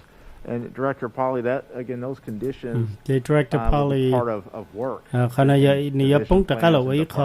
would be able to lift up how that work is going as we're addressing the conditions. Và thầu lúc xưa bé là một sai đồ cho condition để cho cái dân là mình cái dân chưa bỏ hay thì với cho chất sự bé và cho progress là một số đồ khác thứ là giờ tập bé sai đồ ý có đồ chất sự hay thì với này là cho khác thứ okay, how well is that strategy working? And what's going on with the conditions? So that's what we're teasing up a bit more. Is that there's times when you can attempt to fully implement a strategy, but if you don't address the conditions, you're wondering what's going on, and a lot of times those are structural issues that are getting in the way. Cái phần đó mình đã giờ ý cho sát sản của nữ cụ vô là chuột chùa là giờ vô là chặt đâu. Over a number of years, and it's just frustrating. And I think what we're attempting to do is just identify at the beginning. Giờ bây giờ tao làm sai đồ khó lúc học bảo hay thì vô này còn thấy chỉ tao sai tao thì bây vô vô chỉ tao là chặt đâu. Thì bây giờ tao sai hay thì vô này bố mua lấy nhà vô bây giờ tao tao. So we'll do both. We're going to show you yearly targets, and then we're also going to give updates. And I appreciate that. I hear what both of you are saying. Just some of the conditions, like to your point, they are so structural and foundational. And it's like, well, we're going to get these things. But like, how are we going to get these things? Like some of these problems haven't been solved in like decades in Minneapolis public schools. And some of them are kind of fuzzy too. Like slide 29, effective staff. It's like positive organizational climate. So like, how do you attain that, and like what are we doing, and how are we as a board evaluating if we're doing that or not? So I guess you're at one of the things. Sorry, I keep pointing from the microphone. One of the things that you said was like if we have like recommendations or tweaks, and so I would just like to know before we vote on this, like more about like, creating these conditions and like your path to be successful at that, because it's like the strategic plan hinges upon those conditions. Is what I'm hearing you say happening, and so. I do feel like I need to know more about that. And you can just take that as it is. But my other question, I have two more questions, is about slide 18. So as an example, you mentioned curriculum in your opening comments, Superintendent Graff. And so I'm just wondering, like, and slide 18 is like the conditions needed for success in academics. So does the literacy curriculum that MPS has purchased, does that count as district-approved curriculum? Yeah, but yeah, district approved curriculums. District approved. So I just want to know what counts as district approved. Thank you for the question. So the way we're defining district-approved curriculum is that we go through a process that requires us to put out an RFP, and it has to be voted on by the board. And this was an extensive process that we went through, I think, in the 2016-2017 school year. Absolutely. Like, I know it was an extensive process, the board vote. I'm just saying, like, so does that count as an example? That was approved by the board. That is the adopted curriculum that we have. Okay, cool. And so I guess my question about, like, that is, I bring up Xyuas teacher in Minneapolis public schools. I'm just wondering, like, how was that shared with school staff? Or, like, how was that expectation at the school level? Like, is it in teacher rubrics or principal rubrics? And, like we used to have focused instruction when I was a teacher. And I taught social studies, and, like, no, well, I shouldn't say no, but, like, I didn't know any social studies teachers that used it. We didn't talk about district PD. It wasn't talked about in, like, school-level PLCs. So I just want to understand, and I know we spent money on it, and there's like training. I just want to understand, like, how this is different, or how it's like supported, or it's an expectation, I guess. So I will ask Senior Officer Fearing to speak a little bit about what we're doing to communicate that. But I think there are a number of ways that we look at the implementation, and it's one thing to say this is our approved curriculum. It is another to teach that approved curriculum with fidelity, and then there's also another layer of how we provide the professional development support to be successful in the implementation of it. So I think there are a few things there. I believe most people understand we have an adopted curriculum, and they understand what that literacy curriculum is for elementary schools. the continuity or the fidelity of that being implemented, I think is where we get some of the tension. And it's in large part because we need to be very explicit about the conditions that have to be there as well. The conditions around professional development for people, the conditions around this is a priority, and you have to have X amount of minutes that you're teaching it. And then these are the targeted kind of elements that have to be taught, you know, in terms of the scope and the sequence of it. You can't pick and choose certain pieces of the standards, you know, to teach. They're there for a purpose and a reason. So that is a culture shift, Director Pauly. That is something that I've experienced in other districts as well. And it is part of that expectation of being consistent with what we are committing to, being intentional in our decision making, and then also being focused around where we're going to prioritize our efforts, you know, not being distracted with different things. So Dr. Fearing, anything further to add around how we can, if I understood the question, how we can ensure that people know what the curriculum is, and how do we get to that level of monitoring? Director Pauly, thanks for the question. Director Philly. So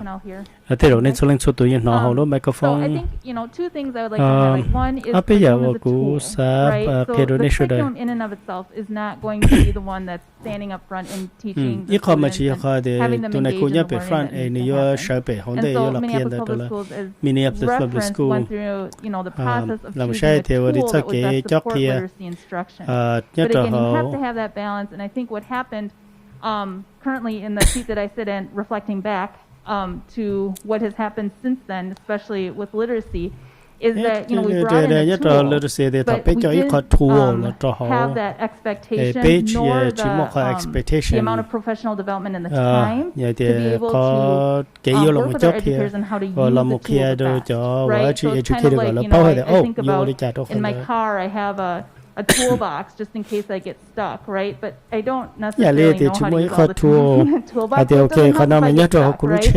I have to be able to use the tool, be able to know how to use the tool and use it accurately for me to get out of a situation that could potentially happen. And so that's where we've learned. So once you know, now you need to do better. So I think that's been now the push. When people say, well, what's different, what's new, is that we are requiring the professional development and the time through our professional development to work with our teachers and how to use the tool. While that is happening, we're also identifying gaps that the tool may have that we need to then, as a district level, find supplemental resources, but go through the same process of it becoming district approved.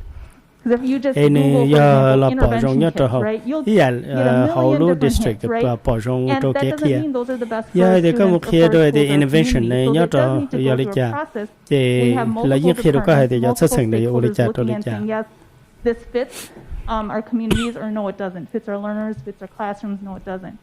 And so in the process of being able to then provide the professional development, have the expectation everyone needs to be using this tool. That's where you identify the gaps. That's where you then identify supplementary resources to then help support.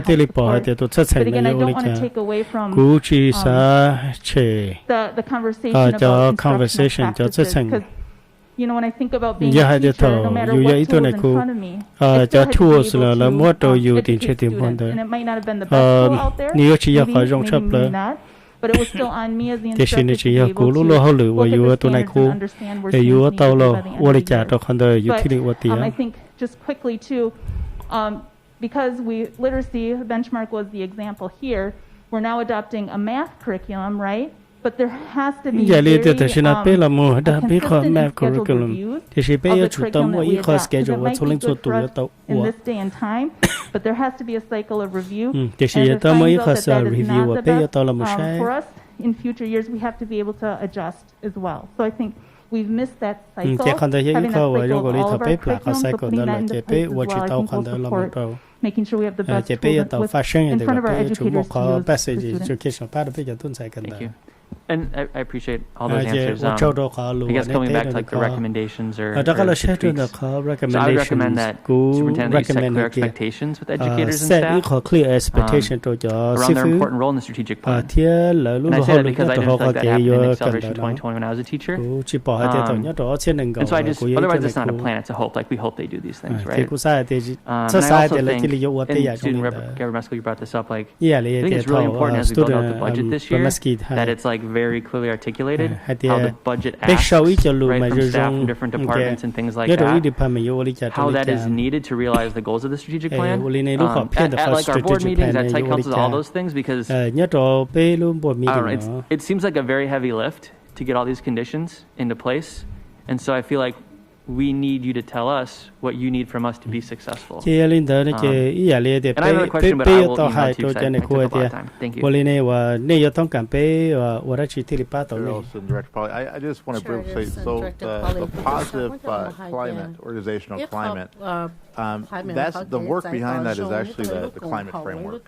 So we're in phase 3, actually, of the climate framework right now. So schools this year, and testament to the leadership of the principals and staff within the buildings are developing climate plans. And so that work, again, we'll do the same thing with our departments. But and then the metrics will indicate the extent to which positive climate's happening. We ask the direct question, but you're also going to see things in terms of retention of staff. You're going to see things such as market share, etc. So feel very confident in our ability to monitor progress and even have a work plan behind the development of a positive climate. Very challenging work to do, but we do. That was the work that we spent regarding the climate framework, which is extremely detailed, and that's going to really rely on our school communities to commit to having a positive climate. That's going to, I mean, our departments are going to have to commit to having positive climates. We've already done a series of professional developments with our executive directors to date, and directors regarding the climate framework. So we're moving, but that's why we're progress monitoring that. Thank you. Director Caprini. Director Caprini. Oh, thank you, Chair Ellison. Just a couple things. Did you say that there was a 2% gain in literacy pre-pandemic? Okay, I just wanted to be clear on that. And then I wanted to also, I appreciate this conversation a lot, but there was stronger systems of accountability for staff in the way of someone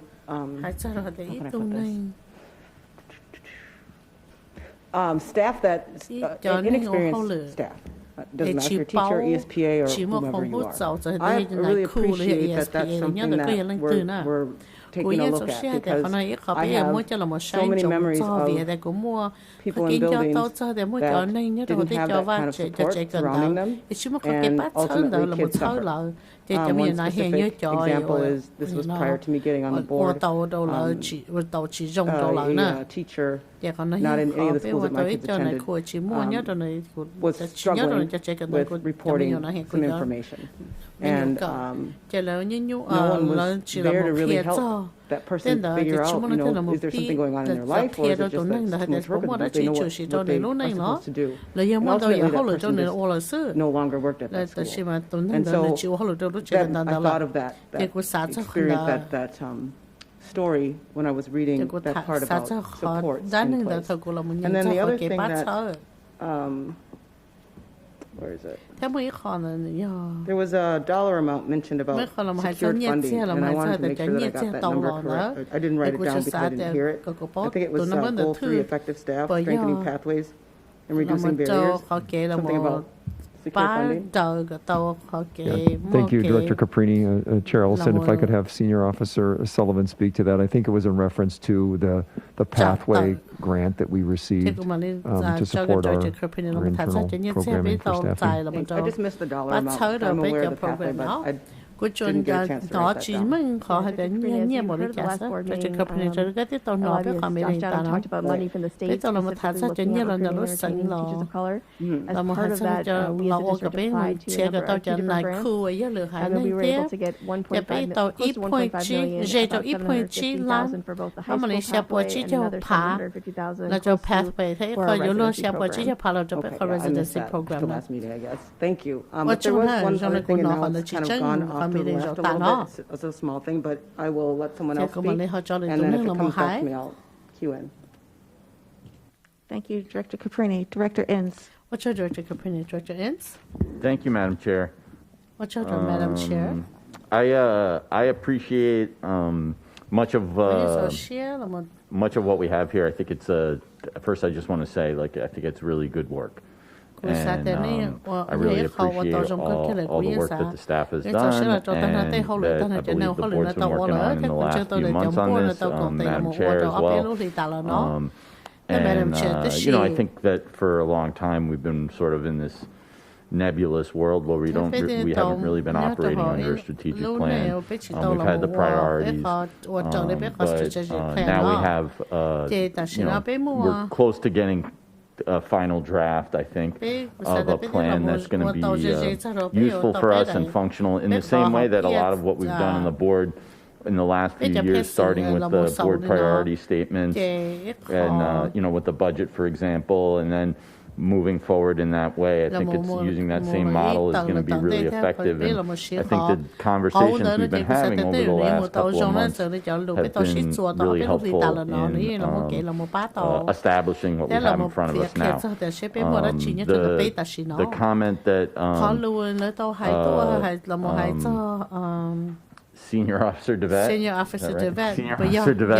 made with reference to Senior Officer Moore about just naming this explicit sort of anti-racist work that we're doing, the explicitly talking about student wellness, culture, also academics, right? That's our number one goal. And, I think about the EDIA as well and how that's embedded into our practice. And I just want to give a nod to the previous board that passed that policy and how functional it's been for us as we've moved forward and the way we've been able to use it effectively. Sometimes we forget about, the work that's been done previously that's effective and helpful. I wasn't on the board when that policy was passed. But I do want to recognize, I don't know if it was Director Asbury was really instrumental in the passing of that, but I just want to recognize her and some of the other board members that were instrumental in that policy. That said, I just have a few comments on some of the goals and questions. I did also want to say thanks to Director Pauly for his comments. I think some of the stuff he talked about is really important, and we've talked about that a little bit. I've referenced sort of how do we make what we want on the board actionable in our budgets and on the school level as well, and how do we get that consistency throughout the district. And I do see that change in culture and acknowledgement of we're trying to get people to understand district-wide, system-wide, what our goals are. And having this plan is helpful for that, I think. I'm going to go backwards a little bit and just start. I have just a couple of questions, and I have a lot of esoteric questions that I'll just leave for another time. Goal 3, when we talked about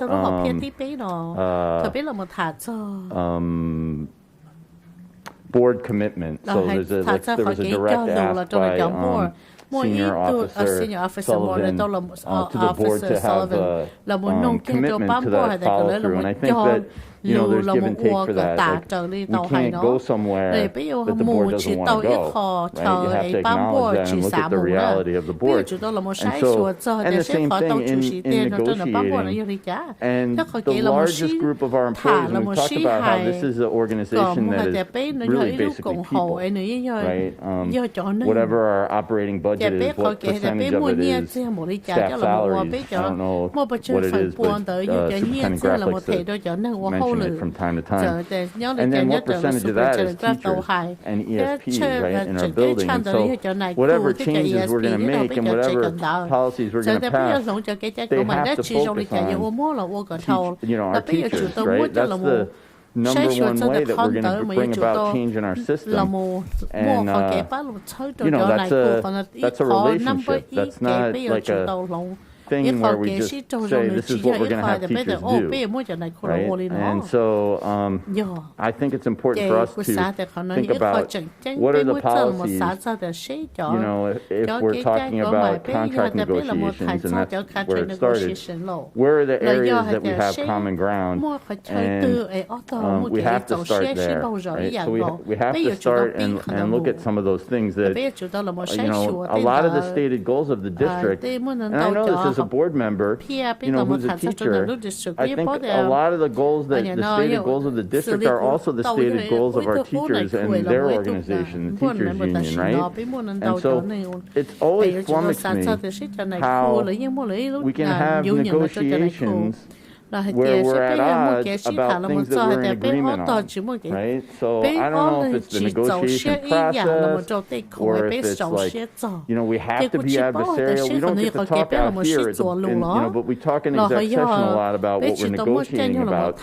But it's always like amazing to me that we have the same goals, but we're at odds about them somehow. So I don't know, like, I don't know where that fits in the strategic plan or whatever, but there was an ask from Chief Officer Sullivan about that issue. So with respect to, you know, seniority in particular, and so I think that, you know, we have to think about those things. Whatever. That's my comment on that. Then I already talked about goal 2 and publicly naming student well-being as it relates to equity. And then I really appreciate the detail of the goals and the notion that, you know, yeah, things aren't linear, but still we have to measure them along the way to see where we're going, and whatever the reason is that they're not linear, we need to know that, right? Or try to know that as best we can. So just overall, thank you. I think it's a, you know, we're doing really well, and this is a really impressive strategic plan. When I think about when I started teaching, I mean, I didn't even realize that districts, I think, operated under strategic plans, like, you know, that boards put them together, until I served on the school board at the charter school where I was working at the time, and we started putting together a strategic plan. I'm like, wait a minute, this is what boards do, right? This is why we have to do these things in our classroom? Like, I didn't even realize that. So I think it's really great that we're doing this work, and thank you, Senior Officer Moore, and everyone else that's been working on it. I know folks have been working on this a lot, and I hope that we can continue to move forward. Thank you, Director Enns. Director Caprini. Oops, thank you. I wasn't going to speak again, but Director Enns just recognizing that the work that we're doing actually feeds into our schools. And I just wanted to say this again, and brought this up a couple of meetings ago, that I think it's important for us to have staff, principals come and present to us. I think that's one of the great ways for us to be able to also use that, those presentations from principals and teachers that are doing this work, telling us how it's working in their perspective schools.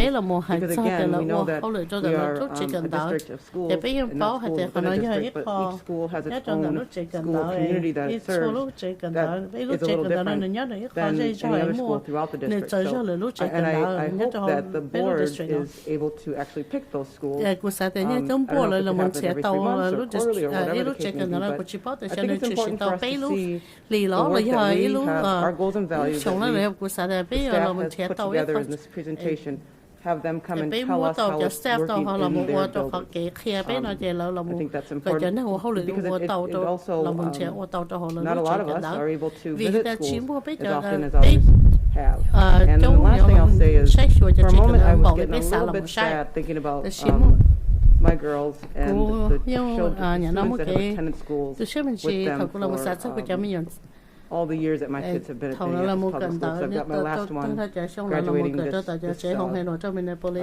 spring. And a lot of what we're doing in this work is what I wanted for the kids for my kids and for the kids that they attend school. So I guess I say that to acknowledge, yes, it's not about my kids, but I'm excited about the future for the kids that are coming up now.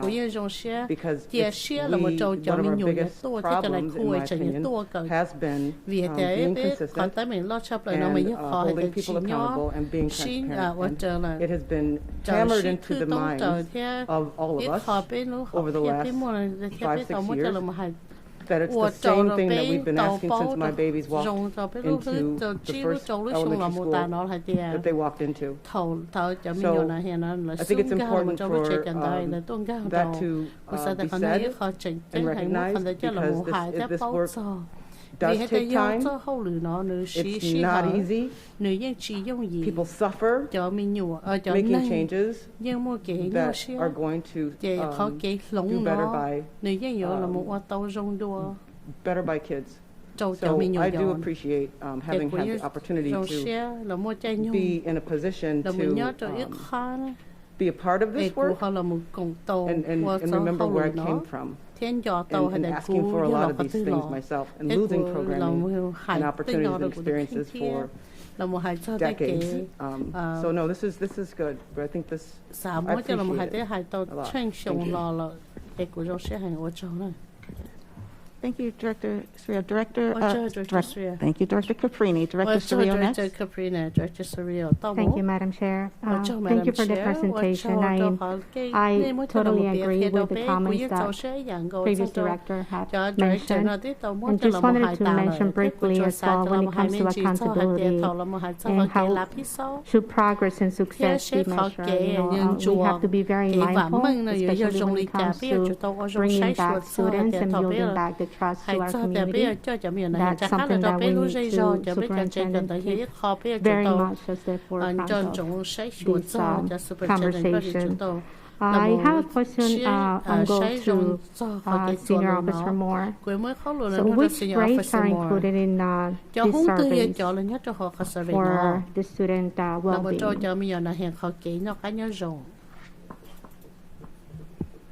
First of all, which races are included? So that would be your traditional. What grades? Oh, what grades? Oh, okay.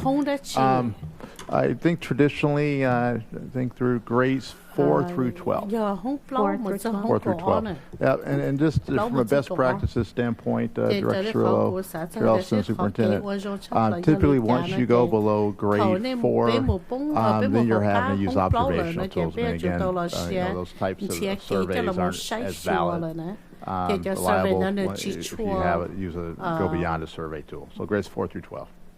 Thank you. And in the ideal world, what would it take for us to get 90% of students to be proficient in literacy? In an ideal world, I'm going to look at I just feel that our standards are a little low. That's my feeling.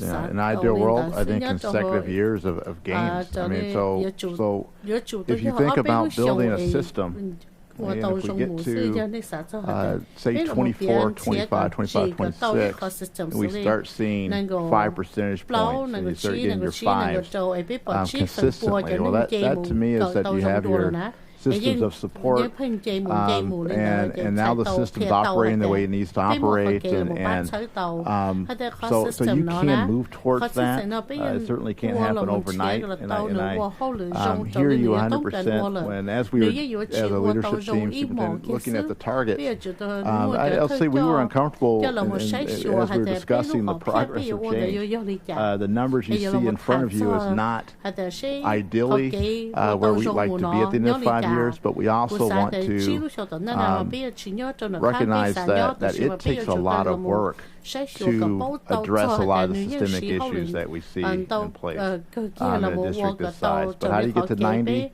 I think that 90%, you're moving more quickly towards that as you get to your second strategic plan. Once you start having consecutive years of 5% percentage point gains, now you're on your way. But again, typically you're going to see, as you're building these systems, 0, 1, right? Again, pre-pandemic we had 2 percentage points, 2. When we looked at the fast, we were in line for 3 to 4. If you're able to get consecutive years of 5, now your system's operating, and then that's the difference. If you have 5 consecutive years of 5, now there's a 25% increase. That's exciting. And so I think it's possible, but I think that this is the hardest work that we can ever do, which is you're building infrastructure, you're trying to get to the point where the system's operating in best practices and moving beyond. Again, we've talked about pockets of success. You've got to get everyone aligned. You've got to get everyone moving in the same system. We talk about owning the plan, right? Students owning the plan, principals owning the plan, everyone working together here. So I think it's doable. I think it's a lot of work, and I think that we'll be able to see how close, to what extent can we get to 90 once we get to 23, 24, and we start seeing the progress that we're making. I think that'll feel a bit more attainable, but 90 is certainly, that is certainly a number. And I will say one of the things just regarding proficiency rates, one of the challenges you have when you're looking at students becoming proficient is you've got to get the significant number of students that are multiple grade levels below in the system to have consecutive years of success. So some of our students, it's going to take them 3 years, 4 years of our best work to get them proficient. That's the challenge, and not to get too technical, and I can show you some really cool graphs, but that's something that our team looks at. But if you have 50% of a population that are more than 2 grade levels below, you've got to get those students having the best teaching, the best support 3 consecutive years in a row. And that's a system approach. I mean, you have to have that pathway of excellence every year for students. You can't afford for those students to fall behind. You have to be able to, when those students are having challenges, and we all have periodic challenges in terms of our social emotional challenges, then you can't have that year be a throwaway year.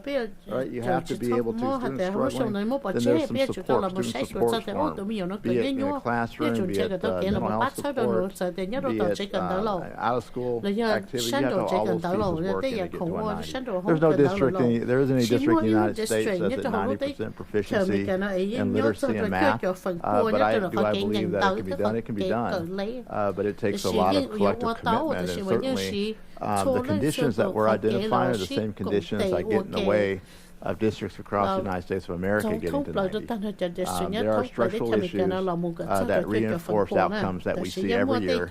And as a board, you showed the leadership with the comprehensive district design. You pulled apart some structures and layers that got in the way. But the reality is that we need more teachers of color. Right? We need to have our systems of support in place. We need to have student interfering. Consistent teaching of curriculum and interventions. I mean, all those pieces have to be in place and have that commitment over multiple years. So Thank you. Do you know by any chance the percentage of students are receiving reading interventions outside of the core classroom? I don't have that number, Director Cirillo. Okay, I'll follow up with an email on that. And also, lastly, I do have more questions, but I will email them so I can get those answers. Just, I'm just curious, why is it that we couldn't set like a higher percentage when it comes to the discipline gap? Like, for example, why couldn't we set like 0, have a very high expectation into what is it that we could do? Charleston, Superintendent Graff, or Cirillo. I mean, I think, again, when we looked at setting these targets, one of the challenging pieces, you're looking at past trends. And so we have not significantly closed the gap in terms of disproportionality. Since I've been in the district, we've done a phenomenal job in reducing our suspension rate. We are one of, again, across the United States, our suspension rates are the lowest in the nation. I mean, we're going to be... the disproportionality has not moved, and you talk about underlying conditions. The group we're talking about that's really contributing to disproportionality, as you look at students who've been suspended multiple times, right, as you look at the multiple suspensions, those are students that are more low income and tend to be black and brown children. So when we look at this plan, and you're looking at more supports around affirming identities, around mental health, around interventions, I think we can, cutting that in half is significantly better than what we've demonstrated in this district over the past decade. I think that's a very aggressive target. I agree with you. I think ideally we'd be at 0, but this is another example similar to the 90.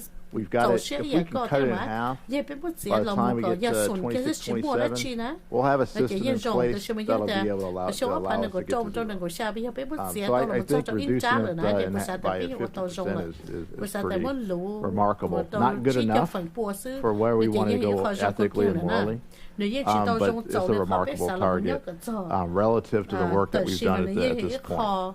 So I agree with you ethically and morally. I think from setting a target, it's a very aggressive target. But I think this is one where we believe in, and we have to really try to make some inroads in it.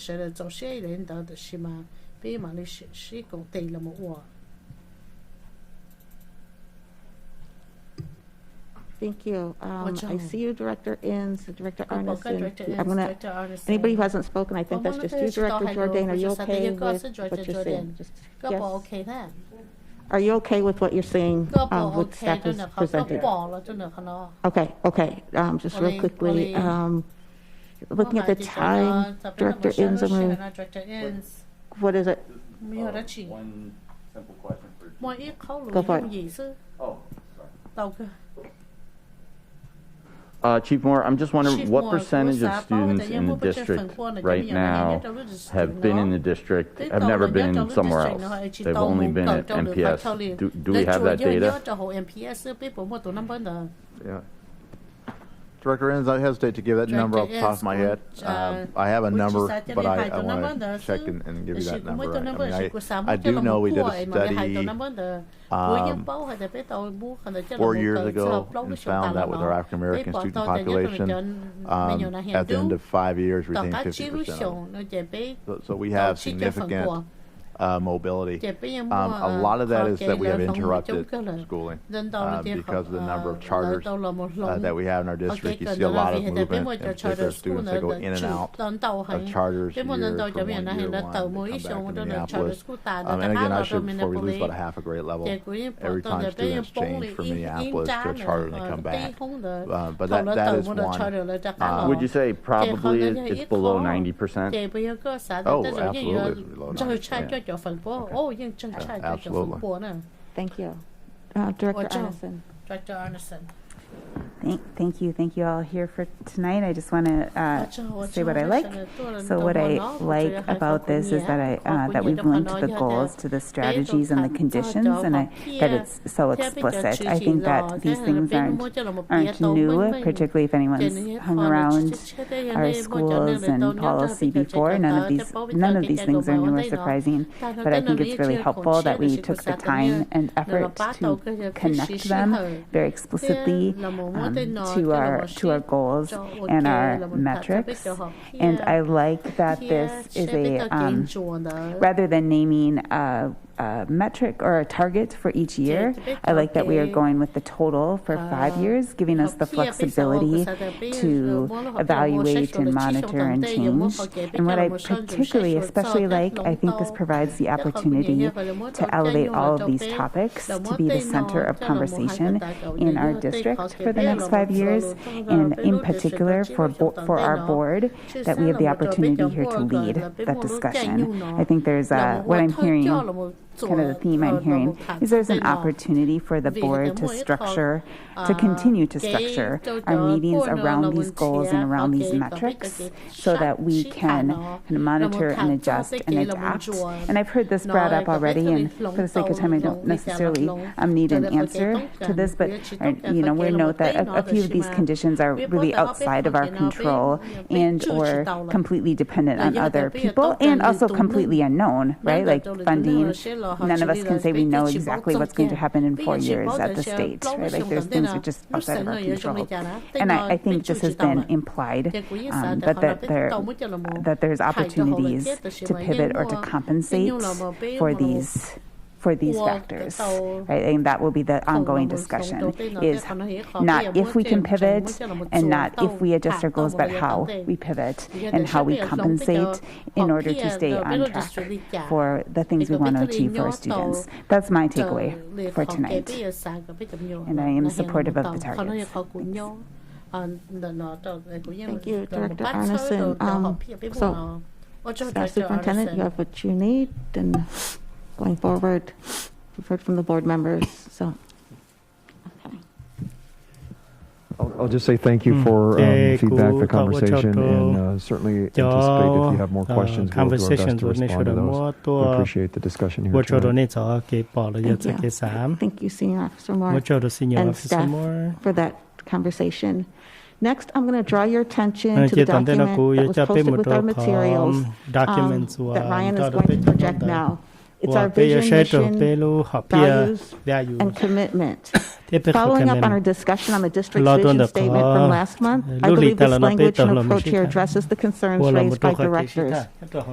Changes that we've made come in two places. First, the word holistic replaces the word well-rounded in the vision statement, with the suggestion of Somali and Latino leaders to help with the translation of that concept.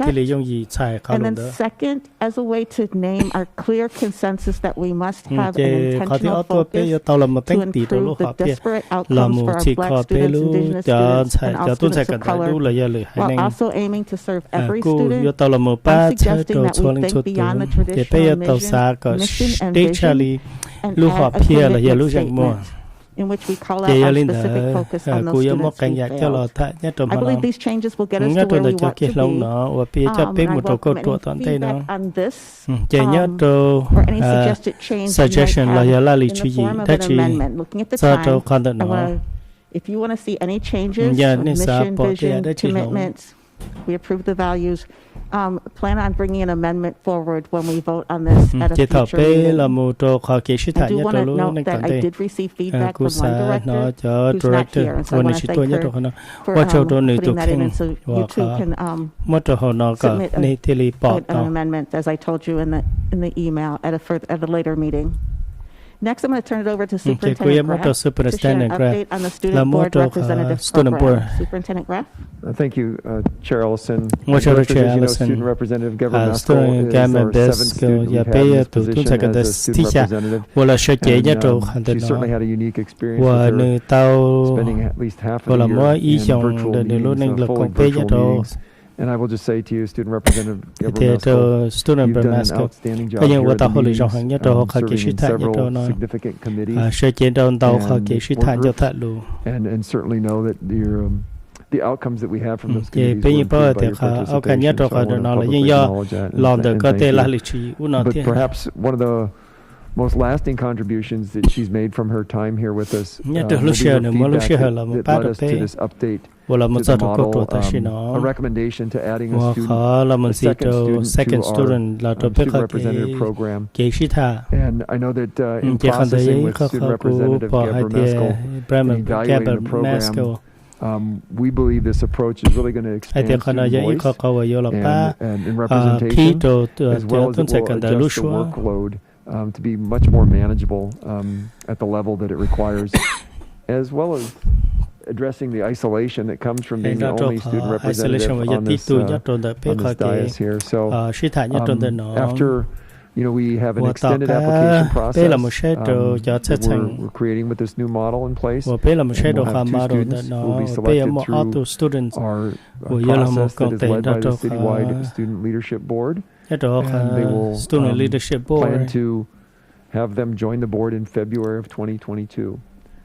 So again, this new approach really does provide us an opportunity to build in some structural geographic representation. As one student will be selected from a school in the north half of the city and one from the south half. And the students will then be able to rotate depending on their schedules. The months as the primary rep will sit up here at the dais and speak during the meetings, and the other student will have either expected to attend in the audience or watch the meeting virtually to stay current with things. And of course, we'll have a position now occupied by Ryan Strack supporting this and providing those regularly scheduled meetings and other duties to the position. So I wanted to bring this to all your attention and acknowledge again my appreciation and support for Student Representative Deborah Meskel's participation, voice, and ultimately her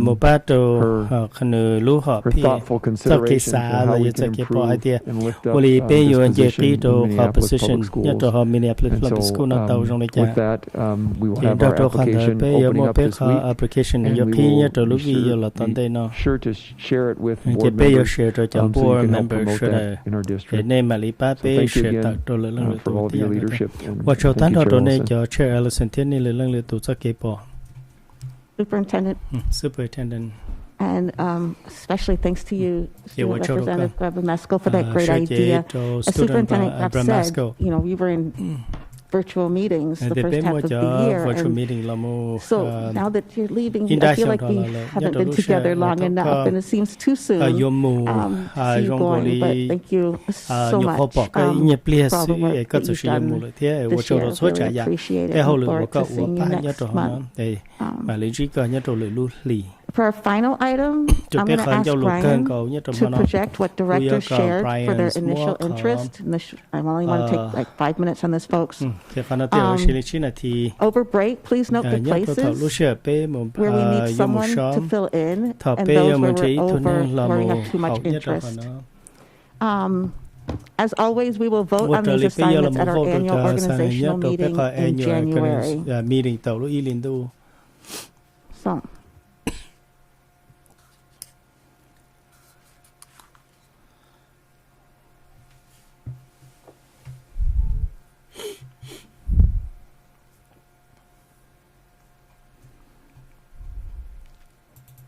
Thank you. I'm now going to pause and look to see if anyone would like to share their interest in a board position next year. Just hit the request to speak button.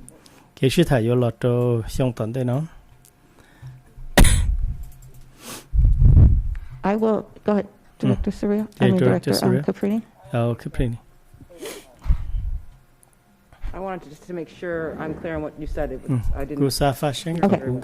Sure. On the board committee, just right now. Anybody who's interested in board leadership position next year. If you want to share, if you're interested, if you don't know, we're going to vote on it.